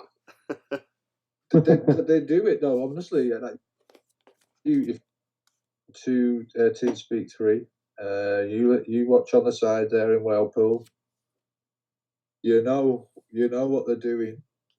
They just run in, and everybody else runs after them like goats, and then they just dump it. And do you think that's happening, say, in Bitcoin? Oh yeah, but I mean the margins are. I mean, there's a lot of guys in Whalepool there above 10, around 12, and some even up as far as 19. What do you mean? Pardon? Sorry. Wow. Yeah, so those guys aren't moving. The guys that got in at 19. No. I mean, they've been trying to like do all kinds of things to survive. You know? Yeah, Litecoin, to me, I keep looking at it, and as it gets cheaper and cheaper, and I look at it and I think, God, that was worth, I think, $400 at one point, and I look at it at $70, $80, Let's do it, yeah. and I think, I've just got a feeling that I think Litecoin's going to be the one that we all say, oh, that 1000x as opposed to Bitcoin, because obviously it's coming from so far back. I don't know. That's my personal opinion. If Litecoin was like, say, still at $400 or $300, a bit like obviously Bitcoin Cash and Ethereum, then I'd say, oh, okay, yeah, it'll probably just follow in line. But because it's worth so little against Bitcoin at the moment, that's what I'm mining today is Litecoin. Yeah, but I'm sure there's people out there that, you know, they've been saying that for the last 3 years and it hasn't happened or whatever, or it did at one point. Obviously, it went up, but again, that was obviously just in line with what Bitcoin did, I suppose. But what's Litecoin at the minute? Let's have a little. I think it's going to get cheaper, Litecoin. You reckon? Yeah, a little. Well, it's dropped actually while maybe. we've been on this video, because it was at $80 and then it was at 79. Now it's at 78. Yeah, I think. So it is dropping. Yeah, I would say this isn't financial advice though, but if you can pick up some Litecoin, I would do so. I think there's more room to go down. Maybe another $5. So I'm going to ask you guys then, obviously, in the Discord group, and I invite any of you in the live chat to obviously jump in as well. What are like the top? What are your free coins that you're like, I'd only hold on to them free? If you had to, you couldn't buy any other coins. You could only buy free. What free would they be? I think we all can agree that obviously we're going to say Bitcoin. So then really that leaves, let's say, another free other than Bitcoin. Well, right now I would hold Obviously Bitcoin, but I would hold Litecoin, Litecoin, Zcash, Zcash, and Ethereum Classic. Ethereum Classic. Yeah, Ethereum Classic. Yeah. Since Ethereum Classic got announced that it was going to go on Coinbase, I see a lot of love for Ethereum Classic just pop out of nowhere. Like everyone seems to be saying, "Oh yeah, it's the original Ethereum, it's the best," and there seems to be this a bit like Bitcoin Cash versus Bitcoin, like tribal thing going on now. I keep seeing a lot of Twitter posts about how Ethereum Classic is the original Ethereum and the true vision of Ethereum and all that. So I don't know. It makes me laugh actually. Yeah, I'd probably agree. I'd probably say, I would say Litecoin. Obviously, I think we're all on the same wavelength for that. I would probably also say, I know that some people are going to shoot me down for this. Ripple. Oh. Hey! Yeah, I was gonna get pumped and dumped. And the one that I noticed that what's its name? No, actually, I don't believe in that one. I was going to say something about Mithril. It got voted to go on Binance, and then it dumped really hard. Apparently, I saw that. I don't know. Litecoin. Probably the only one that really interests me is probably Monero. Yeah. So Bitcoin, Litecoin, Ripple, and Monero. They're probably the ones that I would hold on to. And I'm not saying I'd hold on to Ripple because I really believe in what they're doing. I really like them. I can see the price going up from where it is now, and that is purely it. That's it. That's my whole investment strategy. But Litecoin, I can see as being, like we just talked about, I can see it being seriously used as a currency in the future. I really can. Mm-hmm. Yeah. As a like We're you just keeping say, an eye on it. Well, once you make a bunch of money, Glenn, just turn it all into Monero, then nobody can find it. Well, like the Monero guy, what's his name? Fluffy Pony lost all his Monero on a boat in accident. I think that's quite a funny story. I might have to go on one of those boats. We have got, there's a bit of love here for Litecoin actually, so we've started saying off here. Dave Aid says, have you guys seen what's happening in Venezuela at the moment? They are set to see 1,000,000% price increase on all goods. Get your hypertension on. Bloody hell. Yeah, I did read something about that last week and how they were changing their currency. Like they were basically taking or adding 2 zeros or something. That's ridiculous, isn't it? So they've got all kinds of crazy stuff going on over there. Desperate times, though, calls for desperate measures, I suppose. Someone somewhere in that government, or obviously in that country, I'm sure there's a lot of clever financial people, and they're saying, look, this is the only way we can see ourselves getting out of this, and that's what they're going to try, I suppose. Right. But I don't know. It could be corrupt. I don't know. I don't know too much about Venezuelan government, but yeah, I know we've got some inflation going on here in the States. We're not quite into any kind of hyperinflation, but we definitely do have inflation coming. Well, I know that inflation's going on in my country because a Freddy the Frog, which is a chocolate bar, John, if you don't know, used to cost 5p, yeah? Now, and then it went up to 10p, and I thought, hang on a minute. Then it went up to 15p. Wait, what? Yeah, and then, oh, actually, there is actually a meme about how to explain inflation using Freddy the Frog's. Fredo, inflation, and it was like how to explain inflation to children or something like that. I'll see if I can find it. It went up past £15 for a chocolate bar? No, it was it was about 15 p, so like cent in your, and then now I think they're like 25. Look, you can see here, look, this is an image, look, 10, 15, 17 and 20. That's inflation right there, baby. Wow. I think that image is old as well. I think they're 25p now. But yeah, Wow. so that is how I know inflation's happening. But I'm sorry to obviously the Venezuelan. Oh, there's an image here of them being sold for 65p. Get out of town. They're taxing the kids' sweets, man. Fuck. This is for this is from someone called Very British Problems. Is this some kind of sick joke? 65p for a Freddo. What's the world coming to? Sorry to make light-hearted conversation out. Obviously, I feel bad for the Venezuelan people because that is a genuine fear. This hyperinflation. I can imagine a lot of people from there will probably, try and leave that country and come to others. And there'll be mass immigration going on soon. So that sucks for them. There's a chart in the box.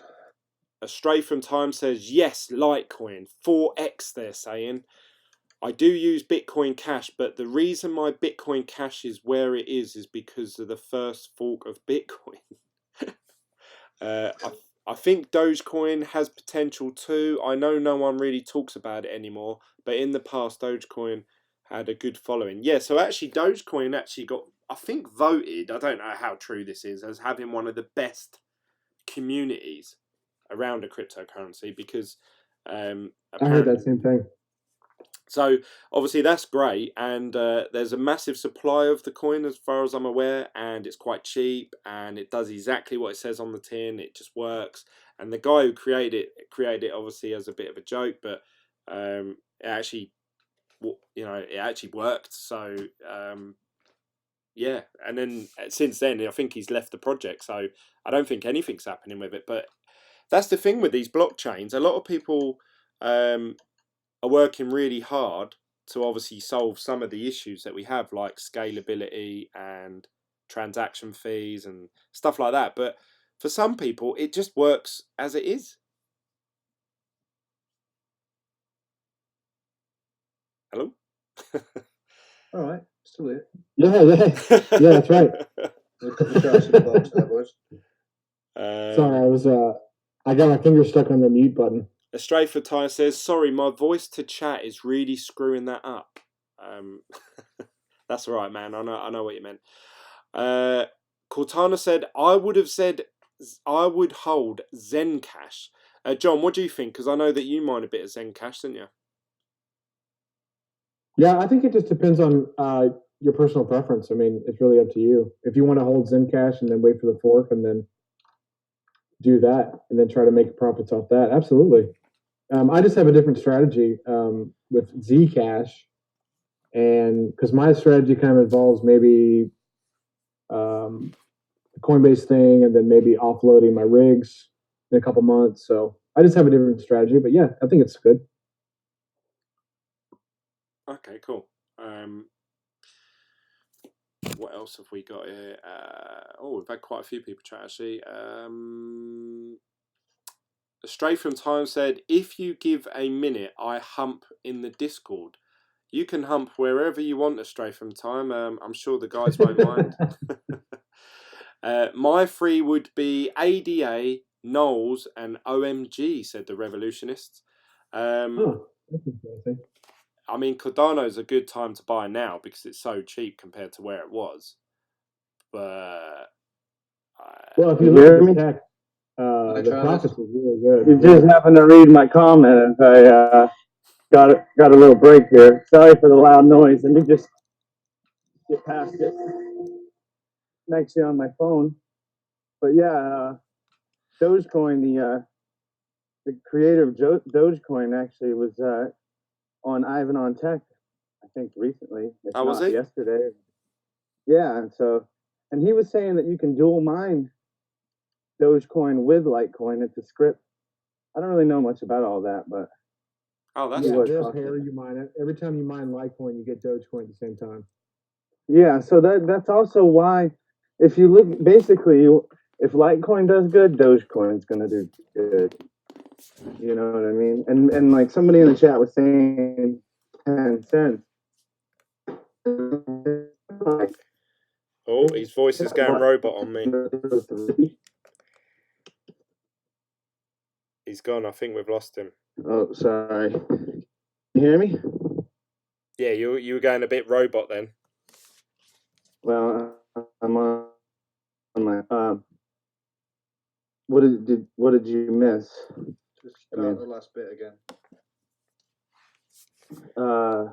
Yeah, I was just saying that if Litecoin takes off, Dogecoin will take off. I think that's where I left off. Yeah, that's interesting. So I mean, I Oh. don't know how much of this is true, but you're suggesting that every time you mine Litecoin, you also receive the same amount of Dogecoin. Does that mean that you're mining two currencies at the same time? I'm not sure. You're gonna have to ask John about that. I do know that there's this thing called dual mining.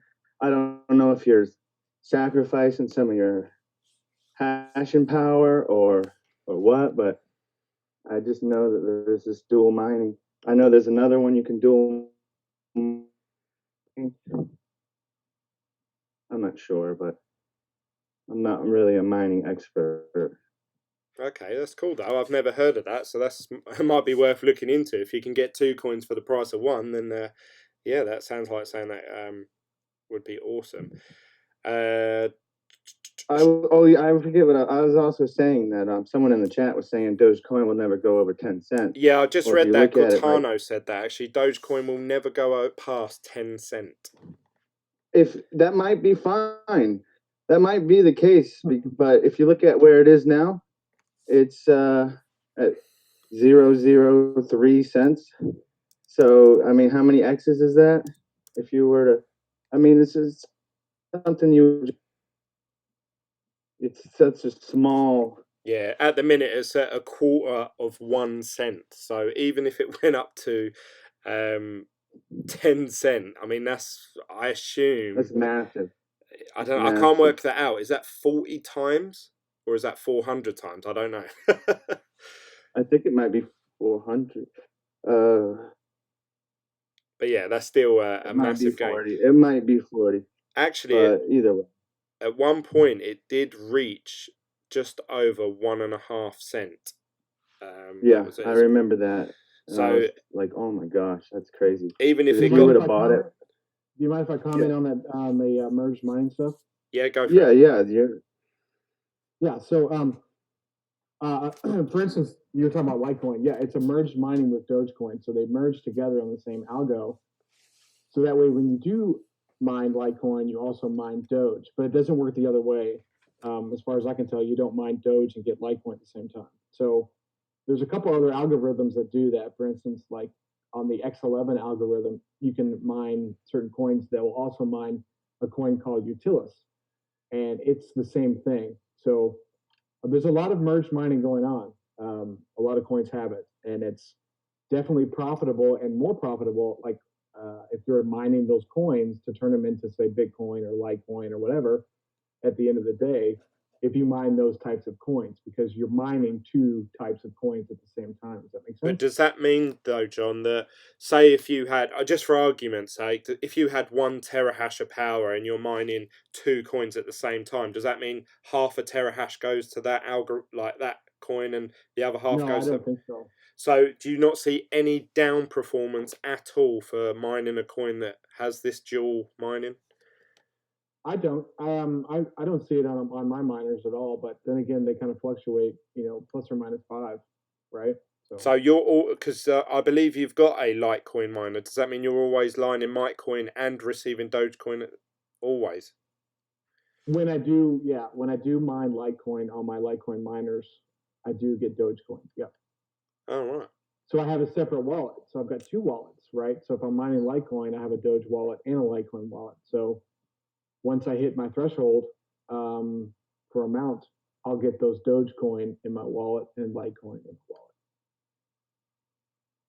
That's interesting. So obviously when you're working out profitability wise, say on like whattomine.com, you also have to take into account what you're going to receive in Dogecoin as well as obviously the Litecoin. Yeah, you can, but it's generally a lot lower. I mean, it's like a fraction of that because Dogecoin is not that expensive. Well, that also that helps the blockchain too. You know what I mean? That helps the Doge as a cryptocurrency. That they say it's one of the most transactions, has the most transactions of any coin. So it doesn't necessarily mean it has the most volume. It could be one Dogecoin going all over, you know, but it's still the most transacted chain out there. So, and I also noticed that it seems like these coins that either have very little effort or no, like the people running them makes a big difference. So Bitcoin doesn't really have anybody. Charlie Lee is an exception, but he's very, I don't know, I don't really see a hint of scamminess in him. And then Dogecoin was created like just as a joke.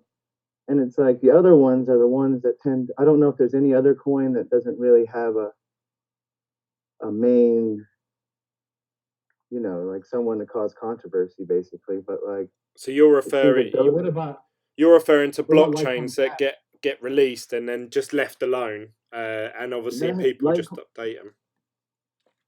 Litecoin Cash, I don't think has anything to do with Litecoin at all. Yeah, it was a joke, right? So Oh, I if see. if you held Litecoin during the fork, then you got 10 times what you had in Litecoin. So if you watch the price after the fork, it just dropped. Yeah. But if you look at it today, it's actually up. It's interesting. What, Litecoin Cash? Well, you never know. I mean, you never really know. Like that honestly could become a coin. Does that require a different mining algorithm, or I mean, is that you know, how does that? I don't know how that works, but that coin could become. I don't know. I sold all mine. Yeah, I don't know. You know, it could become down the road like a currency that people use. Is it private? Is it a privacy coin? I'm pretty sure No, Litecoin Cash is pretty much a scam coin. It's a pump and dump. Oh, I'm sure it is. Yeah, Yeah. I mean, it's probably not going to go in the way these markets go, you know. But my point in the beginning is that it seems like the people that are in charge, and the less the better, and that's why Bitcoin is, there's no front man for Bitcoin except for Satoshi. You know what I mean? So, and as far as Charlie Lee goes, he just is real. He doesn't ever really like talk about the markets as much as he talks about what he's doing, like the projects and stuff. You know what I mean? Yeah, he used to talk about price Charlie. action quite a lot, but I haven't seen him talk about that sort of thing for a while now. Yeah, I mean, he gave up a really good job, like a dream job for most, with a high salary, just to kind of do this. I mean, I'm sure it's gonna make out in the long run, but you know. I think he's got a real big vision though. Like right now, his vision is basically Bitcoin and Litecoin. You know, that's his vision. Yeah. So he's gonna make profit off that, whether he's got, you know, big bags of Litecoin or not. I mean, he's in the project, so he's gonna come out ahead. I like Charlie Lee. I think he's great. Yeah, and I like how he wasn't really doing much with it. He was just holding it, but now this year he's been really pushing for it. Now that cryptocurrencies are starting to become mainstream. David makes a good point, actually. He said, if crypto are backed by fiat currency, not precious metals, and hyperinflation takes hold, all these coins are fucked. So obviously he's talking about that. I mean, that would obviously be, hyperinflation would have to happen in America, because obviously a lot of these coins are tied to US dollar.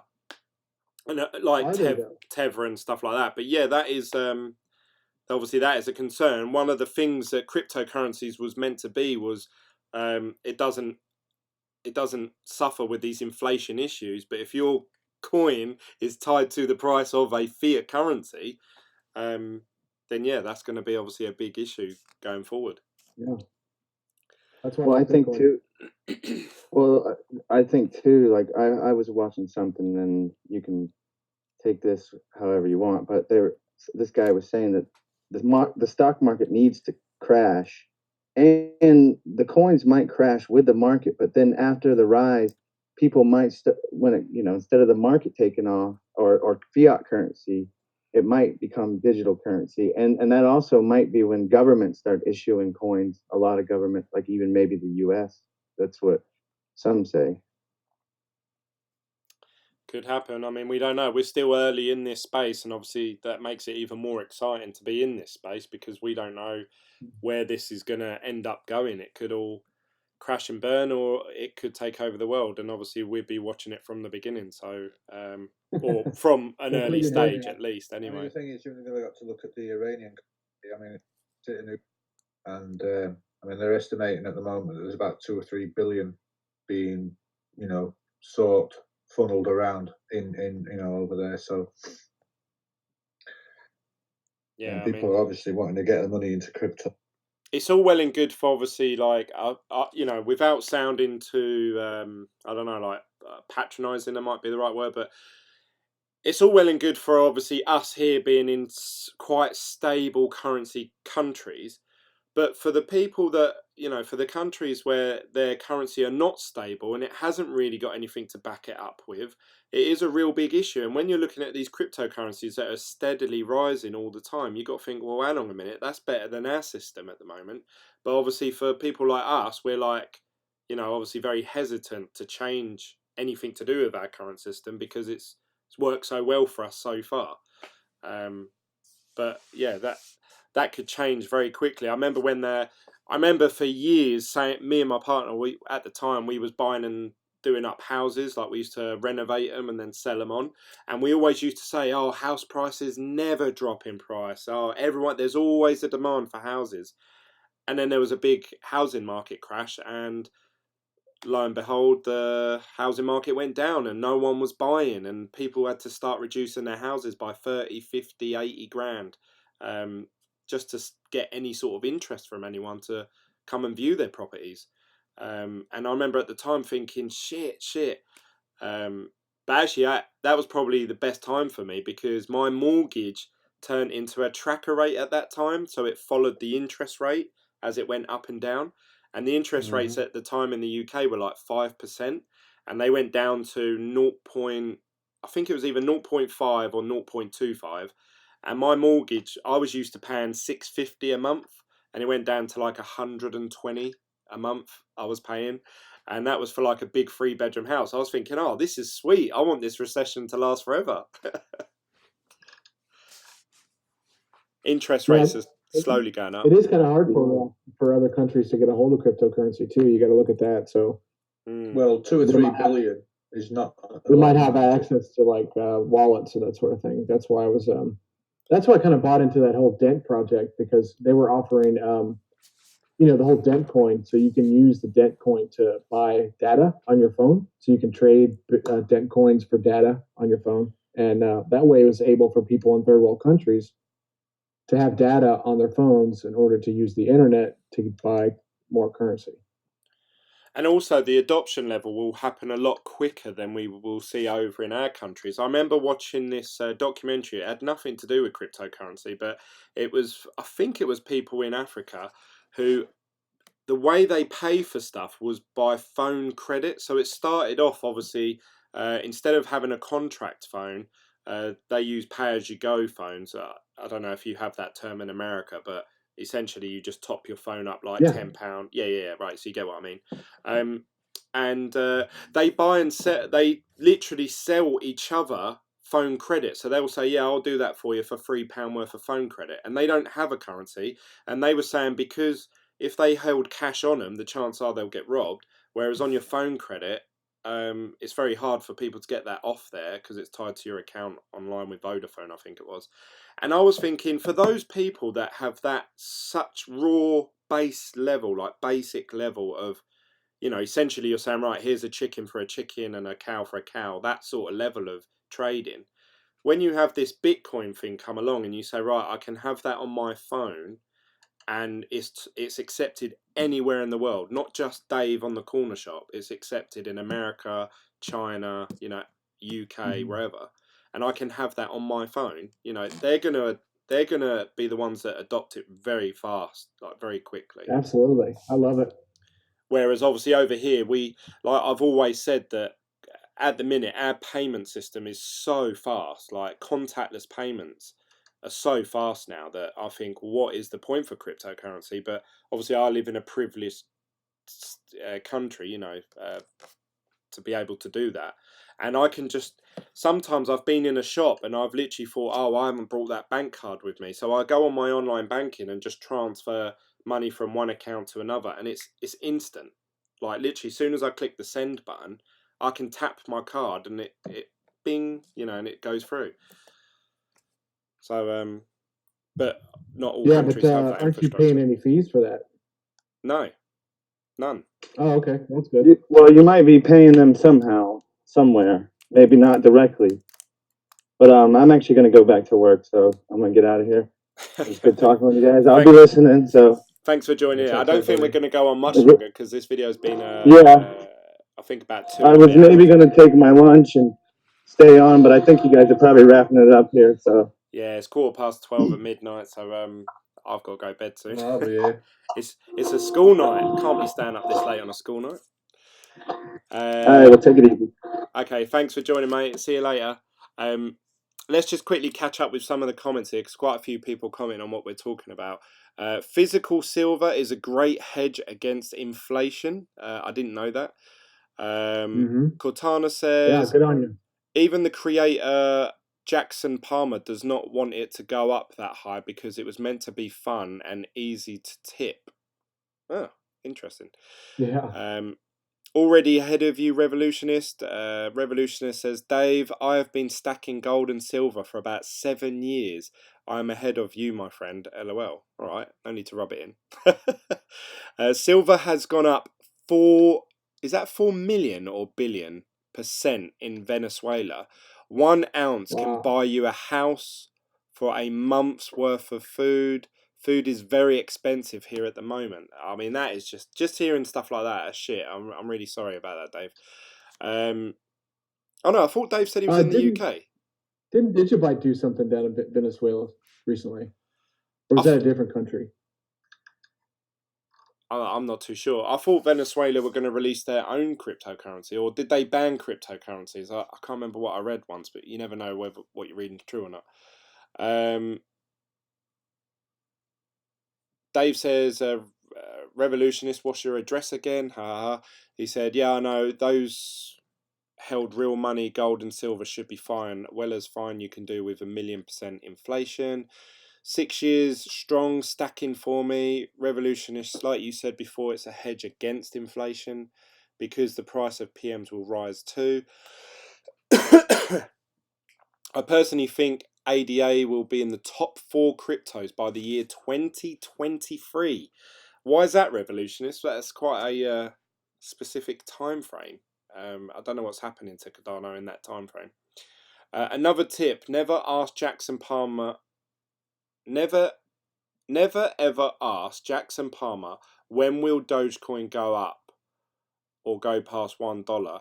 He will flip and get pissed, as seen in his previous YouTube live chat. I can imagine that because like Charlie Lee talks about it a lot, and that's why he actually sold all his Litecoin, because he said he was fed up of people saying, why is Litecoin not at $400? Why is Litecoin not pumping? Why is it not? So in the end, he just sold it all because he got fed up of those questions. But then obviously once he sold it, he actually received the backlash of people saying, you don't support the coin, that's why it's not pumping. So yeah, that is, I can imagine, I wouldn't want to be a creator of a cryptocurrency, that's for sure. Dave said, if the coins are tied to a precious metal, they will always be worth more or say the same. Our currency is literally worth less than they were this time last year, and it happens every year. You read it wrong. I'm in the UK. Oh, well, that's good, Dave. So I felt a bit bad that you was over there on the front lines. Straight for Time says, ADA is the next EOS. Is that a good thing or a bad? Man, wow.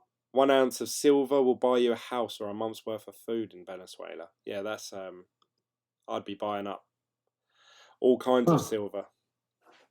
Does that mean I can sell my silver down there? Or is that bad? Jeez. Yeah, I feel bad. Obviously, I assume it's happening in not just Venezuela, loads of other countries that we probably don't hear about. Mhm.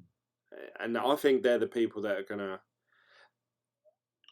Well, obviously, we still listen to what our governments tell us in it, whether we would like to or not. I don't know, but we still do. Whereas when you're in a country like that, where all of a sudden you can't afford to feed your family, you're going to think, "Fuck that shit! I'm going to do this other thing," and I bet they're the ones that adopt it very quickly. Yeah, it's just terrible that the families, those families have to go through something like that. That's terrible. Yeah.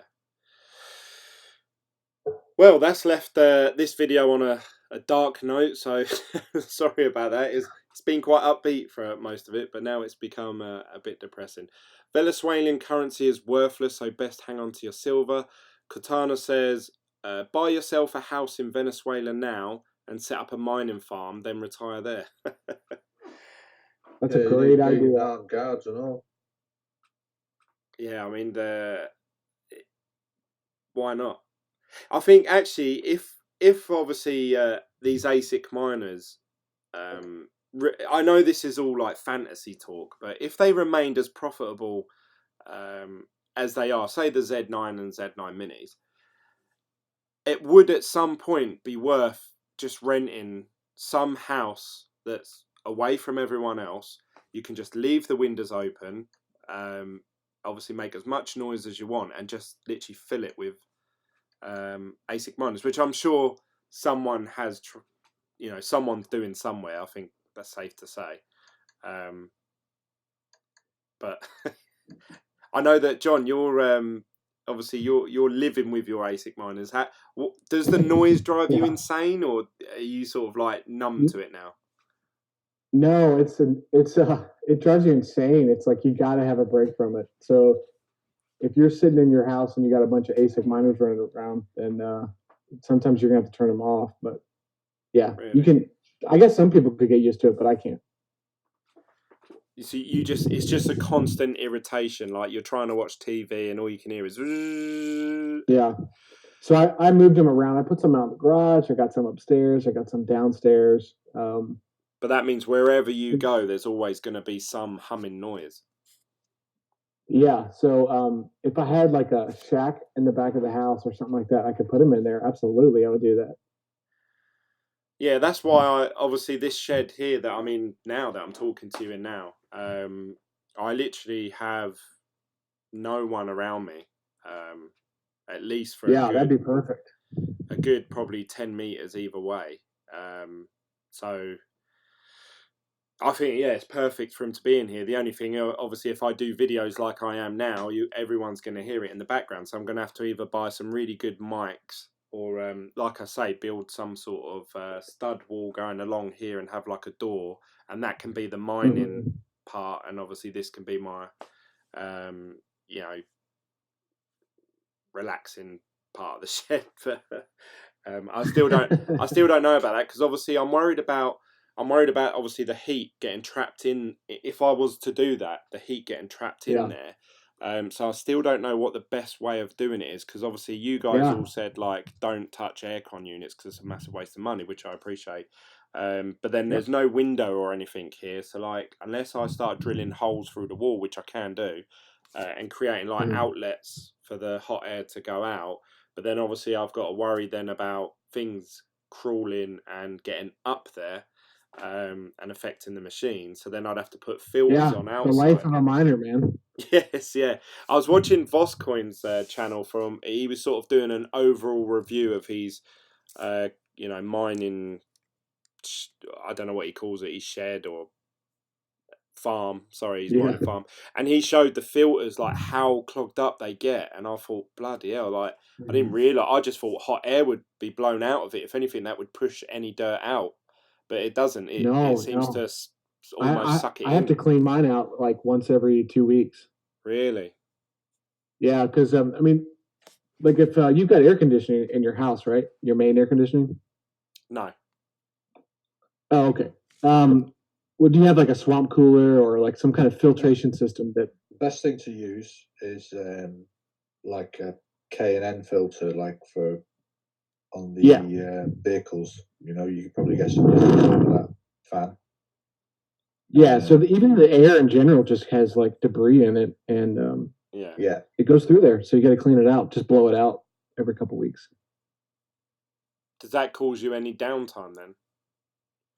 Yeah, you'll have to turn the machine off, and depending, if it's an ASIC miner, obviously like an ant miner or in silicon or whatever you buy, GMO or something. Yeah, you just power the machine down, and then you can just take the fans off the front and the back, and then just take high pressure air and just blow it out, and then put the fans back on, and you're back in business. It sounds like you have a lot of downtime. Is that fair to say? Because obviously, every time I talk to you, you seem to tell a story about, oh, I've moved them there today, and I've tried it down here today, and I think, oh, obviously, for you to unplug all of that and then move them, Yeah, then plug them back in, then connect them back to your internet and your Ethernet or whatever, however it is you're connecting them all up, that must cause a lot of downtime. No, I don't think so, because No. It's very minimum downtime. I mean, because I'll just move them or clean them and then just plug them right back in, and they're mining again. So, I mean, is there any sort of setup in between? You literally just plug them in and that's it. They start again. yeah, because they'll keep the same settings that I had before: the pool settings, the frequency settings, the fan speeds, all that stuff. So basically, you just unplug it, do whatever you got to do, plug it right back in. As soon as it goes through its power cycle, where it does like a built-in test, then it'll just go back on that same pool that you mining on the same frequency, on the same fan settings, and just start mining again. That's what I like about ASIC miners, is that I don't have to have another screen open with an OS running. You know what I mean? To watch it. Not that I have anything against GPU mining. I still do GPU mining myself, but the ASIC miners are great because they're just plug and play. Yeah, for an investor's point of view, that's perfect, isn't it? You basically want to buy something, turn it on, and make profit from it, and that's it. That's it. Whereas obviously someone who's really, really into the algorithm, the code, believes in certain projects and stuff like that, and you really want to customize your experience. They sort of hate ASICs because all that energy and time and knowledge that they're putting into their hobby, they're getting no return for it because obviously the ASICs are eating up all their profit. Yeah, I mean, don't get me wrong. I'm not I'm not one of those guys that are like ASICs only and GPUs suck. I'm not like that at all. I have both, so that's part of my portfolio. That's part of my cryptocurrency portfolio, is that I have the ability to do GPU and ASIC stuff. So yeah, that's cool. Yeah. I mean, I would like, see, I'm sort of on the fence because I want to obviously be profitable. I'd find it very difficult to justify spending unless I was just, say, like for people like any YouTubers that are doing YouTube videos, and they're, if I knew, right, if I'm going to post this video about this new graphics card that's just come out, and I actually, once you buy it, one, you're talking about buying it, like I am building up to these Z9s. Then you've obviously got the arrival of it, unboxing. Then you've got setting it up, and then you've got like, settings. And then obviously you can continuously say, oh, it's earning this today or it's doing that today, and customizing it. So there's a lot of content you can produce there. So then you could justify why spending £4,000 on 3 or 4 graphics cards with a rig and everything like that. Whereas for me personally, right now, I just can't justify it. You would really have to have like a real passion for mining to do that. Yeah, and also the tech side of it too. If you like building things and taking things apart, that side of that, then that's kind of fun to do if it's like a hobby or something. But yeah, that's what I mean. Yeah, if you're literally looking at it as an investment point of view, there isn't much plus sides. I know that you can resell the equipment on. It's quite easy to sell them, whereas ASICs, once they become unprofitable, the machines either don't sell or they don't sell for a lot. Whereas GPUs will always generally hold their value a bit better. Yeah, but I think the GPU market's getting ready to get kind of screwed up with the release of these new cards, and there's even some AMD stuff that's coming out. Some chips are just kind of changing the game. So I think we're going to start seeing some crazy stuff in the GPU market too, and also with the FPGA stuff that came out this year. So that whole market is going to be kind of cool to watch too. Yeah, because obviously a lot of people are put off by them FPGAs, if I've said that right, because they require a bit more technical knowledge to get them up and running and set them up. From my understanding, they're not just plug in and play. You actually No, need to they're sort not. of program them and stuff like that. And obviously for some people, especially me, I wouldn't mind giving it a shot just to see if I can do it. But then I don't really want to be doing that if it's like £4,000 investment and I have no idea what I'm doing. If it was like I could build one for like 300 or 400 quid or something, yeah, I'd give it a go. And if I fucked up, I wouldn't care. But yeah, it becomes a bit more serious when you need technical knowledge to make something work. I need a grown up. Yeah, I need someone who knows what they're doing. Yeah. Cortana says, soundproof your room. I assume that's directed at you, John. Have you thought about that? Like doing some soundproofing and... Yeah, I have.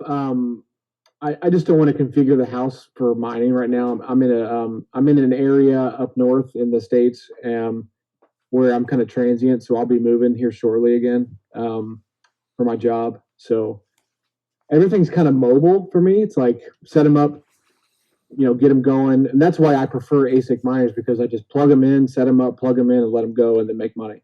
I don't want to modify my house, but I think once I get somewhere that I can kind of set up some roots, if you will, and not have to move around for my job, then I'll probably do something like that. Yeah. Yeah, no, that's fair enough. Straight for Time says, that humming noise would put me to sleep thinking about dollar signs. Instead of counting sheep, counting dollars. $1, $2.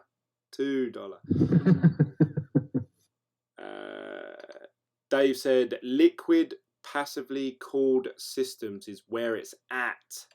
Have you looked into that, John? Yeah. We had somebody, one of the last streams we was talking about, well, they were talking about mineral oil. Oh yeah, that was it. Yeah, and we said take some images of it for us. Well, since then I have seen somebody set up another rig where they use kind of like a car radiator and with an electric fan, and then push the mineral oil through the cooler while the fan sucked cool air through it, and it cooled down the liquid at the same time. I think that was cool. It's definitely neat to look at, but I mean, look at your cost. How much more money are you paying to operate the 3 extra huge fans to cool the liquid to pass it back through the cooler that you made? I mean, that's cool, but I think if you've got free electricity, that's great. But this video I watched, the dude was like, I've got all these fans. There's 3 of them. They're running through here. It's really cool. They're cooling it down. And then he finally got to the temperature, and the temperature was 62 degrees Celsius. Like, I get 62 with just put it in the middle of the room without not mineral spirits, but, oils or liquids or anything like that. I think it just depends on what rig you got. Yeah. Again, I think this is a, for some people, they're thinking, oh, how can I do something slightly different? And and that's their hobby, their interest. They want to see if it works. Yeah, great. Because one day someone will figure something out, and then we'll all copy them, and we'll be a bit behind them. But it's a bit overkill, I think. Anyway, Dave seems to agree with me. He said no one wants to buy a GPU covered in mineral oil.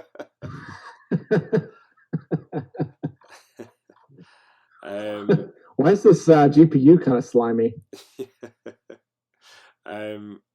Dave said, more efficient mining and extends the life of your parts. I believe there's pros and... this is a stray from time. He says, I believe there's pros and cons for both mining GPUs and ASICs. GPUs have other use cases other than mining, so they can be sold on. And that's true, yeah. There generally is... it looks like... Russell, there's a bit of a jump going on in Bitcoin there. It just yeah, fake out. You reckon? Yeah. You're saying that, yeah? So you reckon I should? Oh, hang on, I'm looking at US dollar. I can see it here. I can see it here. It's a fake out. So what? You reckon sell at this price if it's going to drop back down? Yeah. definitely. I'm It's gonna going down. I'm gonna take your This is not advice. financial It's advice. going to go down. All right, let's see. Convinced. I've just sold at £1,792. Let's see if I can accumulate more Bitcoin live on this stream. Whoops. It's going back. It does look like it's going back down.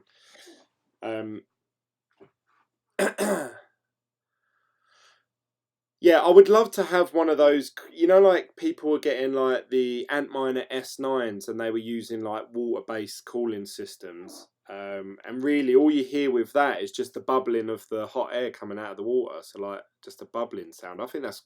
See, I think that'd be quite a relaxing sound, as opposed to the. I don't know. I guess for me, it might make me want to have to pee all the time. Keep hearing those bubbles. It'd make me want to have a bath, I think. Get back in my hot tub. It just depends, man. It depends on what your level of expertise or what kind of it's not how saying far can't into try tech you want to go and that sort of thing. I tell you what I would like to do though, and I'd love to hear any thoughts in the live chat. I would love to get solar panels on top of this shed here because it is in the sunlight all day.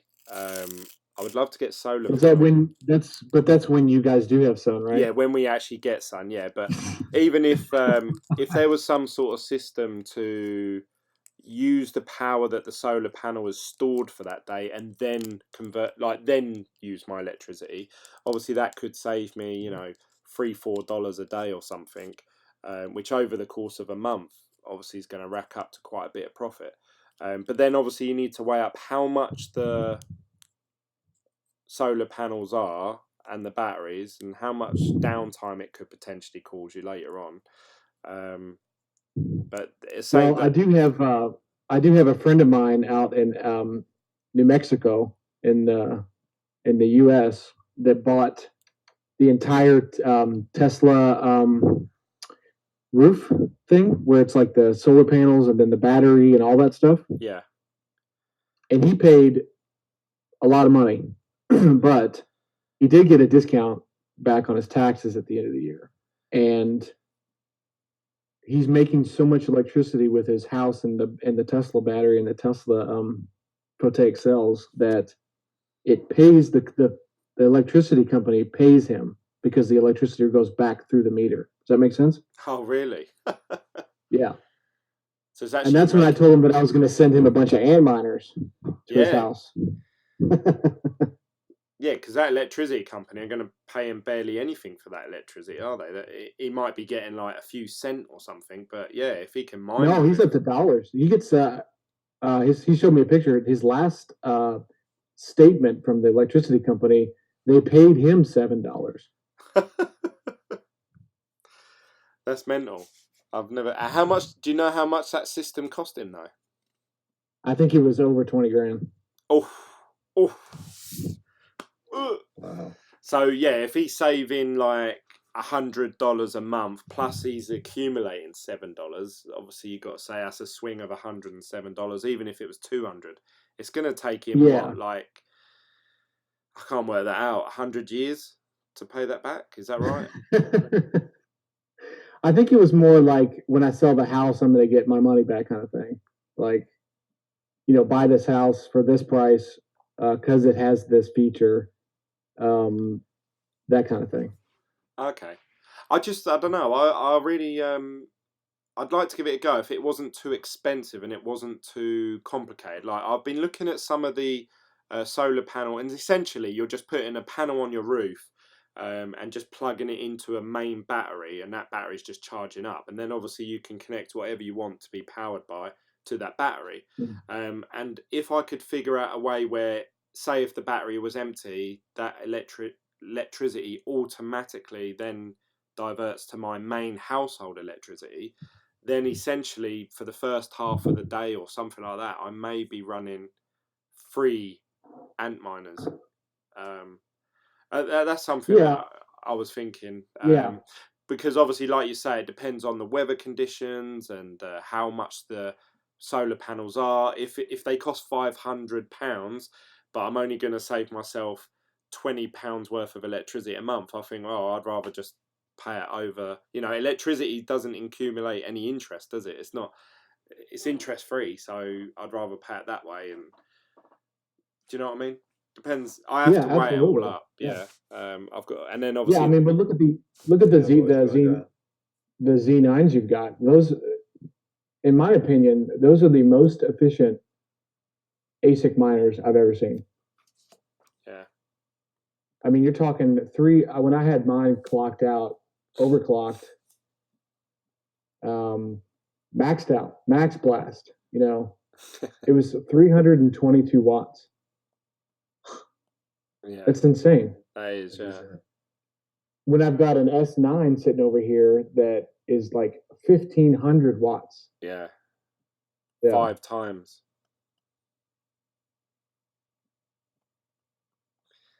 Yeah. 5 times the amount. Yeah, my electricity is not too expensive, and it's not too cheap either. It's right at 10 cents a kilowatt hour. So I think that's pretty cheap. I mean, I'm paying 15 cents per kilowatt hour, so you're getting 50% discount over me.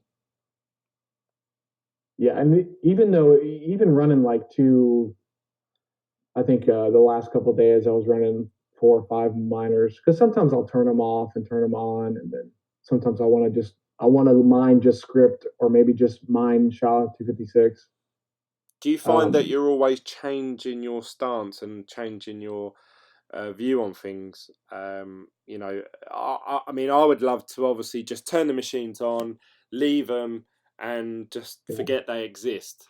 Well, you don't want to chase coins. You don't want to chase coins or chase things, because then you miss out on the profitability of just maintaining that same coin. You know what I mean? Rather than just, I spent the last 4 hours chasing all these other coins and I didn't make anything. If I would have just stayed with Bitcoin, then I would have made at least $6 or $8 or whatever. Right. It just depends. Yeah, I mean, in cryptos, it's, you know, the volume's crazy. It's volatile. You got to stay with it. But if you can find a good pool and you can get good returns, then stick with it until you don't get them anymore. Yeah, that's good sound advice, I suppose. Straight from Time says, oh no, actually, sorry, Dave, he says, bubbling sounds, that's weird. Liquid systems should be silent, probably not hooked up right. The video, this was ages ago, I was watching Antminer S9s being put into water, and they were making it was a very, you know, you could sort of hear bubbles in it. If you would have to weigh, Straight for Time says, if you would have to weigh out, are you going to make more mining Bitcoin or make more mining selling your electricity to the power company? That is true, actually. If that is the case, essentially he is mining, isn't he? He's mining, obviously, he kind sun energy and selling it to the biggest exchange, which is the power grid. That's actually a pretty good idea. But then obviously you got to weigh up 20 grand versus obviously $7 Yeah, I'll stick with Bitcoin. And is electricity going to go up? Actually, electricity generally does always go up in price, so that could be onto a winner there.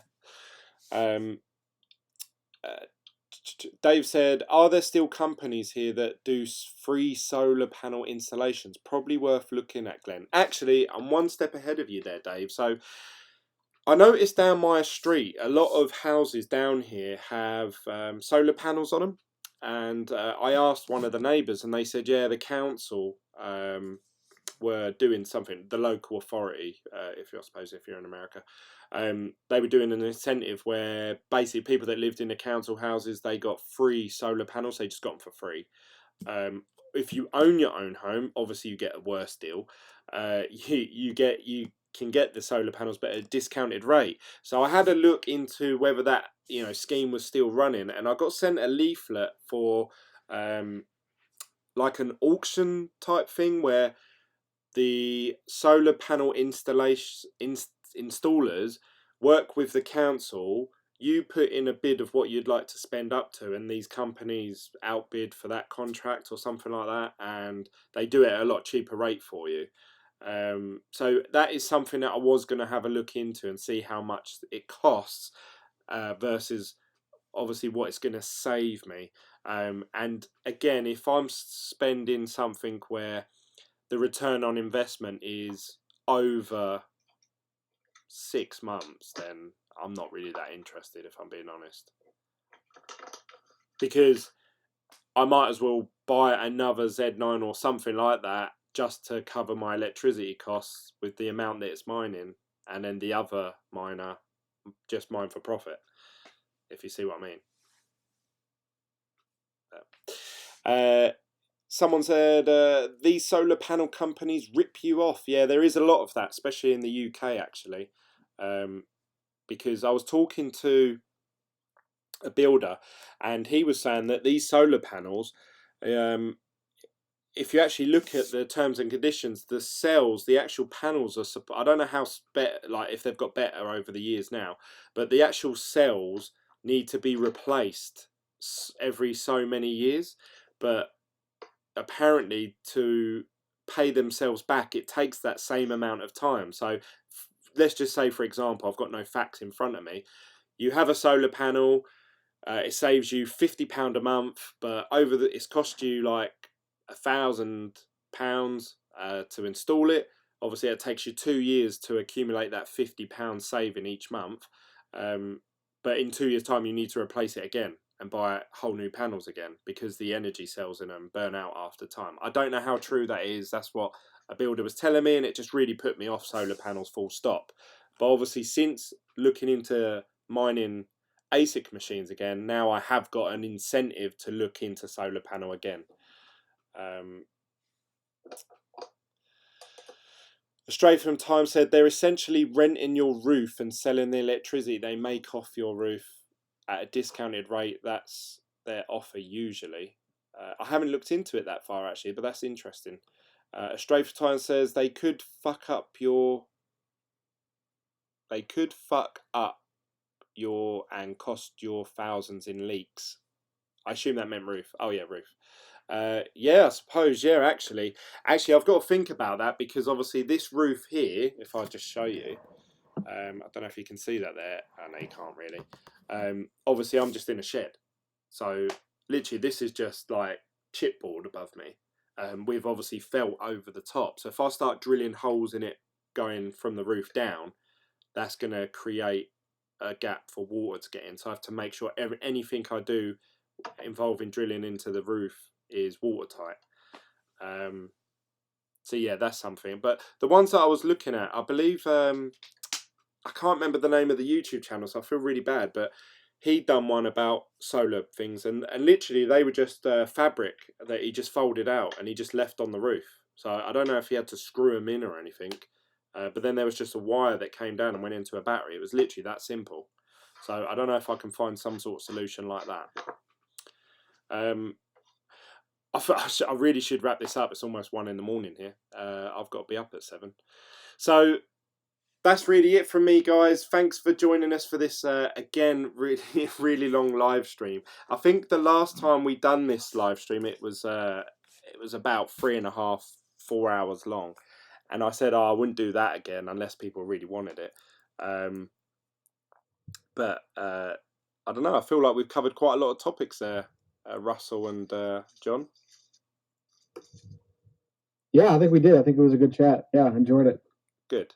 Yeah, stay frosty with the price right now. So, mate, we got the close shortly, about 10 minutes. So, in half an hour, you'll know something. What are your predictions, Russell? Don't know. It came off the bottom. It had a little bit of a bottom, then it went, but it looks like it's steady right now. 10 minutes, we'll know. 10, 15 minutes. Do you reckon that within that 10 minutes something will happen instantly? No, but you've got to look for like 20 minutes after the hour. Okay. All right. Somewhere in there, 20 minutes probably after the hour, you might see something then. Because, oh yeah, I mean, you'll be waiting. Might be a fake out, up or down, but yeah, Glenn, you got a haircut, didn't you? I did, yeah. I got a haircut. I had my beard trimmed, so I'm looking fresh, freshen up. Yeah, nice, man. I just opened up the video just to check it out.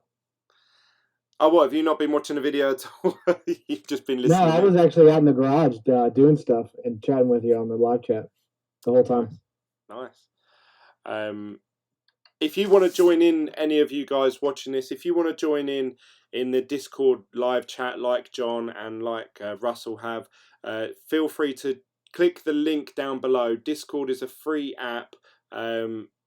There's a few of us in there now. I think after we did that last video, it seemed to pick up a bit of traction, the Discord group. We went from like 3 members to about 8 or 10 or something. So that's good news. And you can also find us over at Telegram. Again, the link to it is in the description down below if you prefer to text rather than talk. And what I would like to see is obviously different people joining in. I don't want people to think, oh, Glenn only chats to 2 or 3 of the people that watch the videos. I like everyone to get involved. That's why I'm trying to do this text-based system and also obviously voice it. I think this works well.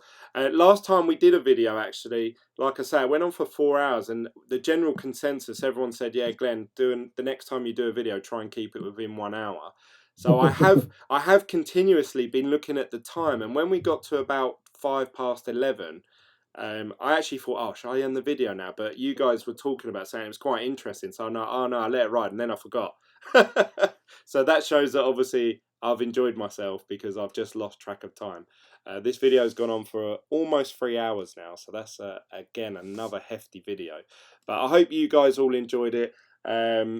Stray from Time says, oh, it's Travis, by the way. Travis, I don't like, if I know the real names of people, I don't like sharing it unless they say to me first. So, you know, you've said to everyone now you're Travis, that's good. Anyone can join in if they want to be a part of the live stream. We talk after the show. Yeah, we do. So, actually, the other day I couldn't get my internet to work out here for some reason. I had a bit of a power issue. And I just went on the Discord group and we were all talking on there, and I didn't even go live with a video, so we were just literally just chatting for the sake of it. So if you want to be a part of that, join the Discord group. Some of the guys in here are pretty much in there quite regularly, it's fair to say. So if you just want to chat to them, I sort of pop in and out when I've got a free chance. And then, like I say, you can always send us a message through Telegram as well. But that's it from me, guys. Is there anything you guys want to add before you go? Yeah, I just want to say thanks, guys. Thanks for all the questions, and yeah, it was just a good chat. I appreciate it. Thanks. Yeah, thanks for everybody dropping in. Awesome. Cortana says, what about Google Hangouts sometime? I think Google Hangouts, I think that's just a one-on-one type thing, so I'd have to be interviewing someone or talking to someone. But yeah, if anyone's up for doing a video with Google Hangouts, then yeah, I'm more than happy to. As long as obviously we've got something to talk about. Otherwise it'll be a pretty shit video. But yeah, I feel like we've covered a lot there, guys. Maybe next time in the future we should put a time limit on it, because we'll just end up next time we do one of these, we'll be like, oh yeah, we talked about that last time. Oh yeah, we talked about that last time. So we don't want to burn out too quick, I suppose. But no, I've